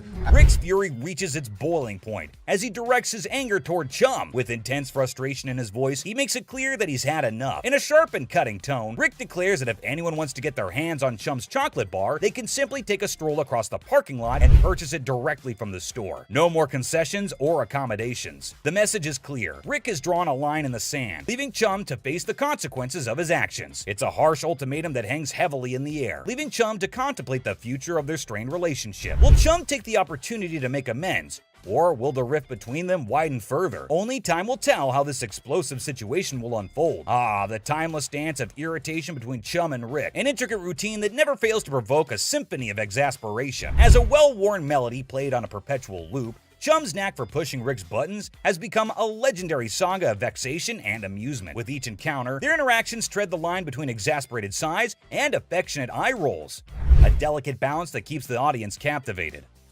The sparks of frustration fly freely, igniting a wild dynamic that has become an integral part of the show's charm. Did you know that Chum's not just passionate about candies, he is passionate about diving as well? You can't even imagine what he buys next. Give you that. As if the mounting list of Chum's blunders wasn't already enough to incite Rick's fury, an air of suspense fills the room as Chum finds himself teetering on the precipice of yet another foolish choice. The weight of anticipation hangs heavy, like a dark cloud looming overhead. In the midst of this suspenseful moment, Rick's anger simmers beneath the surface, ready to erupt like a volcano. The stakes are high, and the consequences of Chum's potential misstep could be dire. Prepare to have your mind blown. Have you ever heard of a street-legal pirate ship? No worries if you haven't, because it was a revelation for me too. Picture this, a captivating vessel that sails through the streets instead of the high seas. This audacious individual is actually selling a pirate ship that doesn't navigate water, but instead driven around during parades and events. The sheer novelty of this concept is enough to make your jaw drop. Can you imagine the spectacle of a fully decked out pirate ship roaming the streets, spreading swashbuckling cheer and captivating onlookers? It's an unconventional twist on the nautical adventure, where imagination takes flight on wheels instead of waves. A fascinating change that challenges traditional boundaries and sparks the imaginations of all who encounter it. For a ship, you can actually drive 60 miles an hour on the highway. This is awesome. In a moment of anticipation, Chum captures a picture of the pirate ship and eagerly sends it to Rick, seeking his seal of approval. It's no secret that Chumley's heart is set on acquiring this extraordinary vessel. However, Rick's response reveals a familiar pattern. He doesn't always share Chum's level of enthusiasm. Despite Chumley's unwavering excitement, Rick's support wavers, casting a shadow of doubt over Chum's aspirations. Nevertheless, amidst the uncertainty, Chumley embarks on an unforgettable adventure on the ship, immersing himself in a world of whimsy and joy. The pirate ship becomes a catalyst for moments of pure bliss as Chumley discovers a sense of freedom and exhilaration that he has never experienced before. It's a testament to the power of chasing dreams, even in the face of skepticism. Join Chumley as he embraces the sheer thrill of sailing on that ship, creating memories that will last a lifetime. If I can make a deal, Rick will think I'm the man. As the wind tousled Chumley's hair and the weather played its part, a symphony of elements converged to enhance his adoration for the float even further. Each gust of wind whispered its approval as if urging him to embrace the exhilaration that danced in the air. The perfect weather conditions seemed to align, creating an enchanting atmosphere that heightened his connection with the pirate ship. With every passing moment, Chumley's affection for the vessel grew as if it were infused with magical essence. In the midst of it all, Chumley savored the joy and freedom that enveloped him, cherishing the sensation of pure bliss as he sailed through the streets on the ship that had captured his heart. As Chumley eagerly awaits Rick's response, hoping for validation and support, his heart sinks when he reads the crushing words that appear on his screen. Rick's text delivers a blow that pierces Chumley's enthusiasm, leaving his spirit wounded and his dreams deflated. The message, like a dagger to the heart, shatters the joy and optimism Chumley had been clinging to. The heartbreaking reality sets in as he realizes that Rick's words don't align with his own deep-rooted passion for the pirate ship. It's a moment of profound disappointment as Chumley grapples with the stark contrast between his own excitement and Rick's lack of endorsement. Emotions swirl within him: hurt, confusion, and a tinge of resentment. I'm sure he's not going to buy it. He doesn't have any money on him. But he's an idiot. Amidst the tangled web of desires and concerns, Corey possesses a keen understanding of Chumley's nature. He recognizes that once the request to abstain is made, Chumley is unlikely to proceed with the purchase. In this aspect, Rick's fears find resonance in Corey's assessment. The rational part of their minds acknowledges the validity of Rick's concerns. Even if Chumley were to succumb to impulsive desires and make a foolish decision, the stark truth remains: the price of the pirate ship far surpasses his financial means. It looms above his allowance like an insurmountable hurdle, a barrier that cannot be breached without dire consequences. The clash between longing and practicality creates a dilemma that Chumley must confront head-on. Will he heed the warnings and let go of the unattainable dream? Or will he risk it all in pursuit of his heart's desire? The outcome hangs precariously in the balance, as Chumley grapples with the weight of responsibility and the allure of the forbidden. The owner wanted $250,000 for it. Man, that is a little too much. The last bargain he could agree on was $190,000, man. That is still so much money. Chumley was so sure that Rick would want to get it, until he checks his phone. Do not buy the float. That was Rick, my boss. The man had been driving Chumley around all of the efforts in explaining it. And all for what, man? Just to get rejected on a text message? Whatever. Oh, sorry, man. Man, I really feel so bad for Chumley. Everyone gives an attitude to my boy here, and he just takes it all. Well, enough of Chumley. Sometimes even Rick makes a mistake, and the great Harrison is not at all happy about this one. A captivating scene unfolds as Bill strides into the store, his presence immediately catching the attention of the Pawn Stars crew. In his possession, he carries a Wells Fargo strongbox, an intriguing artifact that exudes a sense of mystery and historical significance. As if that weren't enough, he adds to the spectacle by unveiling antique balls and chains, further piquing the curiosity of everyone present. Bill, confident in his offering, sets the price at a hefty $2,000. A sum that raises eyebrows and sets the stage for a fascinating negotiation. So we got a Wells Fargo strongbox and some antique ball and chain. Okay, you do have a... The anticipation builds as the Pawn Stars team contemplates the value and potential of this unique collection.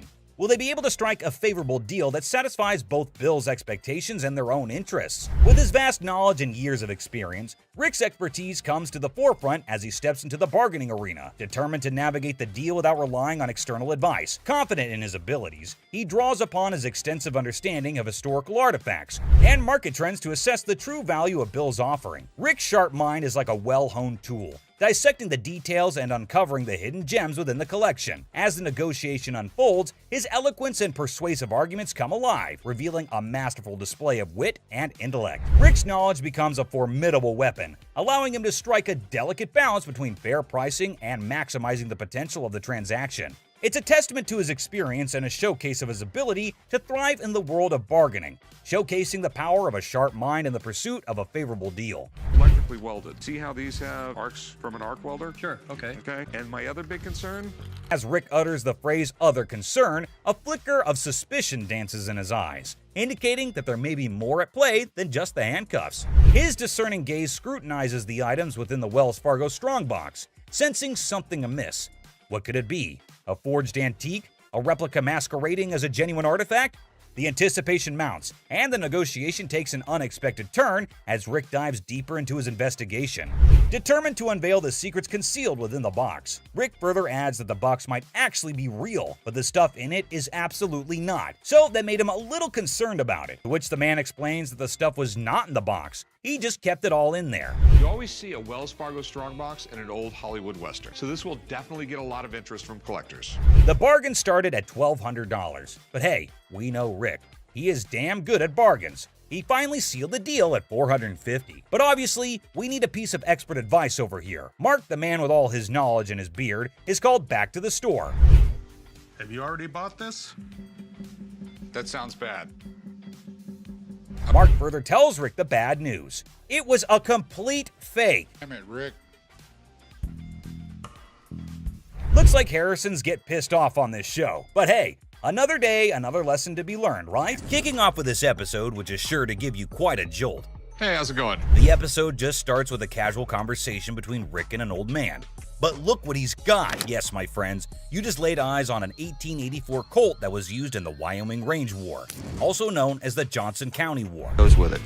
There's nothing like a good book after a good shooting. That's what I always say. And not to forget the book that comes with it. I mean, you gotta keep the rare flock together.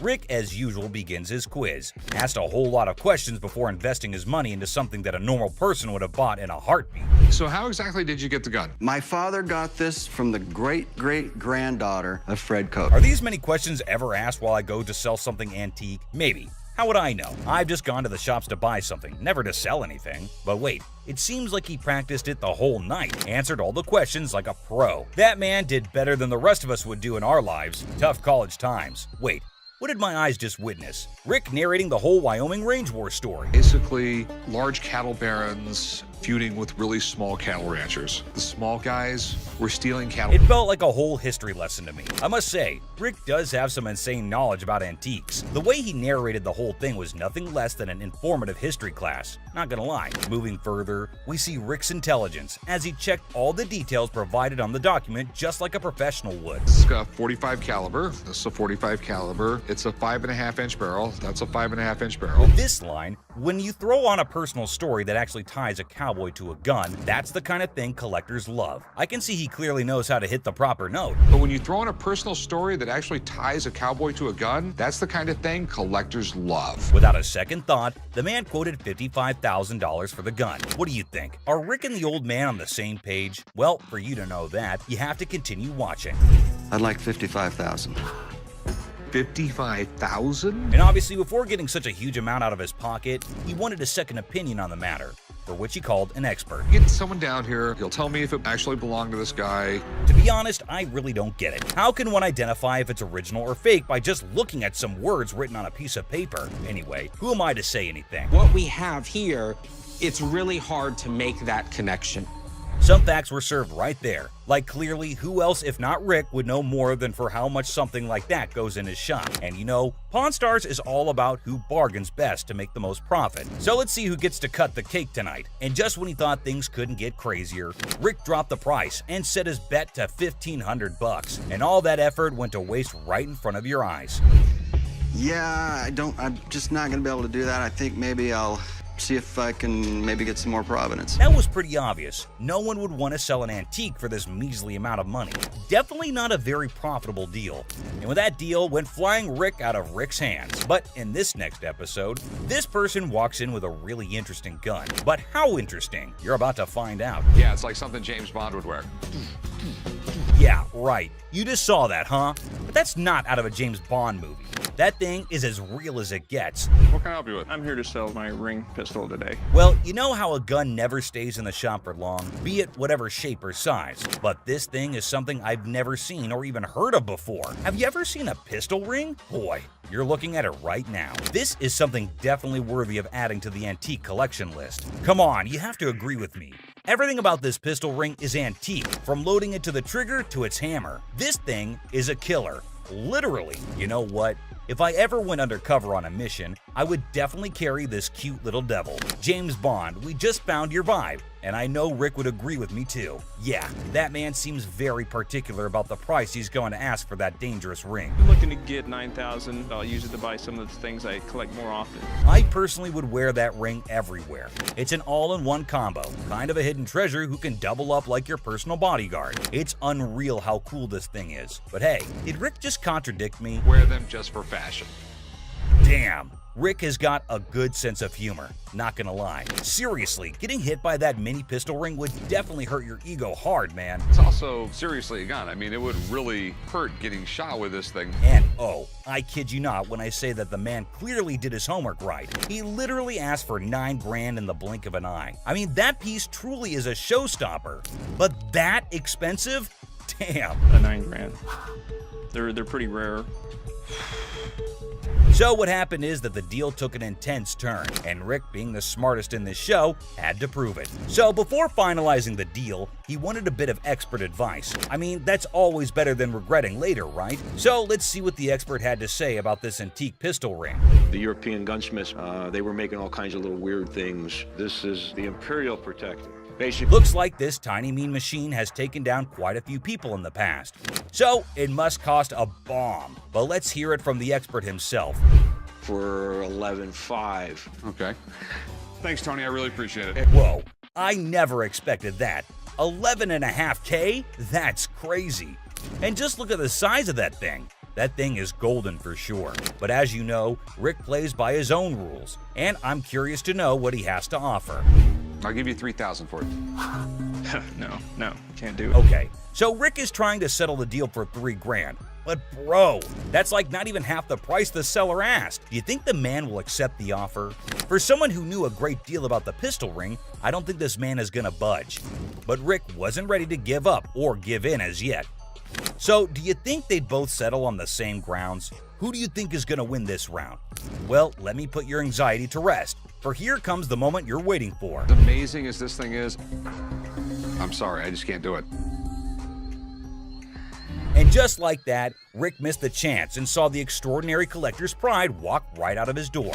But what happened in this next episode is even crazier. Working with an instrument maker and got really, really interested with the harmonica. You know how music instruments can be great collectibles. In which case, what do you think about an ancient instrument that has an emotional connection to it? Does it help double up the price? Well, I don't know about you, but I have never seen a shining gold M Hohner harmonica. We've all played a harmonica once in our lives. Right, we have. And we thought we were good at it. So for those of you who don't know who Matthias Hohner is, here's a quick history lesson for you. Hohner was a trained watchmaker born in Germany. And his company, Math Hohner AG, is the oldest and largest producer of harmonicas in the world. If you want to know more about this masterpiece, here's Rick for you. So apparently the watchmaker was so blown away by the piece that this is what happened. So he saw the writing on the wall, but he was also working with an instrument maker and got really, really interested with the harmonica. Rick's knowledge never fails to amaze me. There's no question that he is a master of his job, and his trade skills are even better. But is this going to be a jackpot or a lost cause? Before Rick states his price, he found a problem with the musical piece.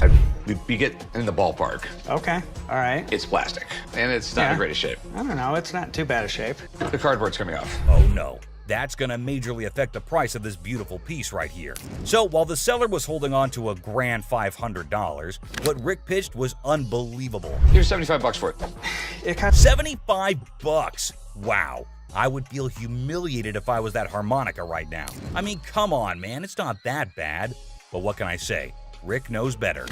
And the seller wasn't ready to back up, and even had a genuine reason for it. $1 to fill my truck up with gas right now. I can't take 75. I find the man reasonable. The least you can do is compensate his gas. But as you know, there are no emotions involved in business. Rick's not taken aback by anything, and sticks with his price, but he failed to grab the deal. I think he wouldn't mind much though, because the harmonica was plastic, and it was also peeling off in some places. So sadly, the seller needed to go back home with the broken instrument, and he couldn't even make enough money for gas anyway. Next up, we got this interesting thing that you'd never expect at a pawn shop. The guy just pulled in the parking lot with a boat he wants to sell. So Chum and I... Yes, it's a freaking boat! What you're looking at is a 1958 Sea Flight Glastron, and this is no common sight, y'all. Rick and Chum came to take a look at the huge and fascinating boat, and it looks like they already like what they're looking at. 57 Chevy, didn't they? Sure did. Is it a convertible? And how could something start without Chumley's irrelevant questions, right? Like always, he was more worried about the boat being convertible or not. Well, Chum, you definitely cannot expect everything to be fancy, okay? Despite that, I can't help but love Chumley's confidence. Meanwhile, the seller has made up his mind to demand a hefty $10,500 for the boat. Let's hope he can make just as much from the master of negotiation. And this time, the item in question was a timeless beauty, created in 1958, standing tall, defying the effects of time. Whoever maintained it surely did it with the utmost care and dedication. Great work right there, but I think someone is already getting busy coming up with the numbers. It looks just like the 57 Chevy I got for the old man's birthday. It's definitely tempting because Rick's already deciding how he was going to pitch this look-alike a 57 Chevy. this Glastron boat is awesome, but boats are tough to sell, so it has to be a home. Like he already said, boats are money pits. I mean, nobody would want to keep this huge boat in their homes as an antique. Quite rare, as the word suggests itself. But this seller is definitely giving Rick tough competition. With all that USP knowledge he was throwing about, he came in here ready to face the pawnbroking world. Do you know why? Because it was a little 17-foot boat. No, because it was fiberglass. No more wood boats. Wood boats were moving out. But what happened next was totally unexpected. 10-5. In an unexpected turn, the owner of the boat bravely revealed a startling price tag, $10,500. Wow, that's crazy. What do you think Rick is gonna do? Will he buy it or break it? I don't even want to make you an offer. There's too much work that's got to be done for me to make anything. Did you see that? Rick didn't even make an attempt to convince the donor to accept a lesser price. But that's exactly what the show is all about, expecting the unexpected. But you cannot miss this museum piece that just made its entry into the shop today. A man brought in an ancient coin, a portrait of Julius Caesar from the month before he was assassinated. Well, I have a coin here. It's a portrait coin of Julius Caesar from the month before he got assassinated. But before that, quick history lesson. Did you know Caesar was the first living person to be depicted on Roman currency? Back then, this honor was only reserved for the gods, so you can imagine Caesar's position in the society. So you know that having him on a coin is quite exclusive, and any historical coin collector would be yearning to get their hands on this coin. Would do what was necessary to preserve the Republic. Okay, and no matter what he did in office, Rick was taken in by the intriguing offer, and his sincerity came through, creating a favorable environment for a possible deal. Rick, though, sticks to his strategy since he was logical. As you know, the man is a smart specialist who always seeks professional advice before taking major action. But let's see what the price on offer is. how much were you looking to get out of it? I want $4,400, please. Okay. I like this man's confidence and how he's so adamant about the asking price, exactly the way it should be. The style is correct. Everything is right. Okay. It's perfectly genuine. The expert's analysis is giving us a ray of hope with each passing second. So let's see what the experts have to say. $1,500. Retail? Retail. Wait, what was that? $1,500? Are you kidding me? I thought that coin was a big deal. But what just happened? It's ridiculous. I mean, sometimes you can never explain how things turn out to be in the pawn world. Just like this episode where a man walked in claiming to have a 1951 Yankees team signed ball. 1951 Yankees team signed baseball. For those who may not know, the New York Yankees of the 1940s and 1950s were the most dominant team in baseball history. They won 10 World Series titles only between 1947 and 1962. Including their 5 consecutive World Series victories from the 1949 to 1953 season. However, things have now taken a turn, and the glory remains in history. Coming back to the item in concern, the seller also claimed that the ball had the signatures of around 22 to 23 Yankee players from around that time. And out of all of them, it had the signatures of Joe DiMaggio and Mickey Mantle. Had about 22, 23 signatures on The year 1951 holds a special place in baseball history, as it was Joe DiMaggio's final season and Mickey Mantle's first. Also, Yankees won their 14th World Series that year. Buckle up, because this episode is sure to amaze you. My grandfather went to a game in 1951 with my mother and received The seller said that it was his grandfather who managed to get this iconic baseball. According to him, his grandfather went to a game in 1951 with his mother and received the autographs from a friend of his that was involved with the team. Well, sounds fair enough to me. Baseball doesn't really mean a lot to me. It's got some family heritage, but it's a baseball. I wonder why so many people want to sell something that has an emotional connection with them. But the seller's reason behind selling such an iconic ball seems pretty fair to me. This would be perfect for the company softball game. Chumley, I'm fixing to hit you. Charlie was trying to play the fool, but Benjamin remained unaffected, steadfastly focused on the business at hand. Benjamin saw nothing but the business and got right back into it. I don't trust this guy. I don't trust nobody, especially when they're trying to sell me stuff. Benjamin, I can feel you totally. It's not like we don't trust anybody, but it's always better to be sure when there's a ton of money involved. No doubt the expert had to be called in.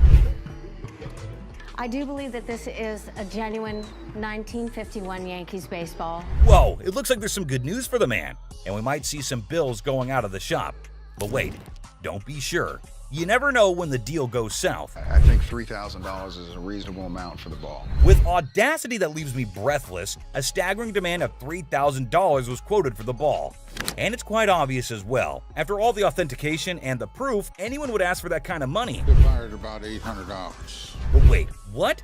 Benjamin just quoted $800? That's it? No one would sell it for that much, Benjamin. But he was in this business before most of us, and I assume he'd know better. So these were some of the times deals got out of hand on Pawn Stars. So which one of these intrigued you the most? Let us know in the comments down below. And don't forget to subscribe for more such videos. And I'll see you in the next one. Until next time, guys.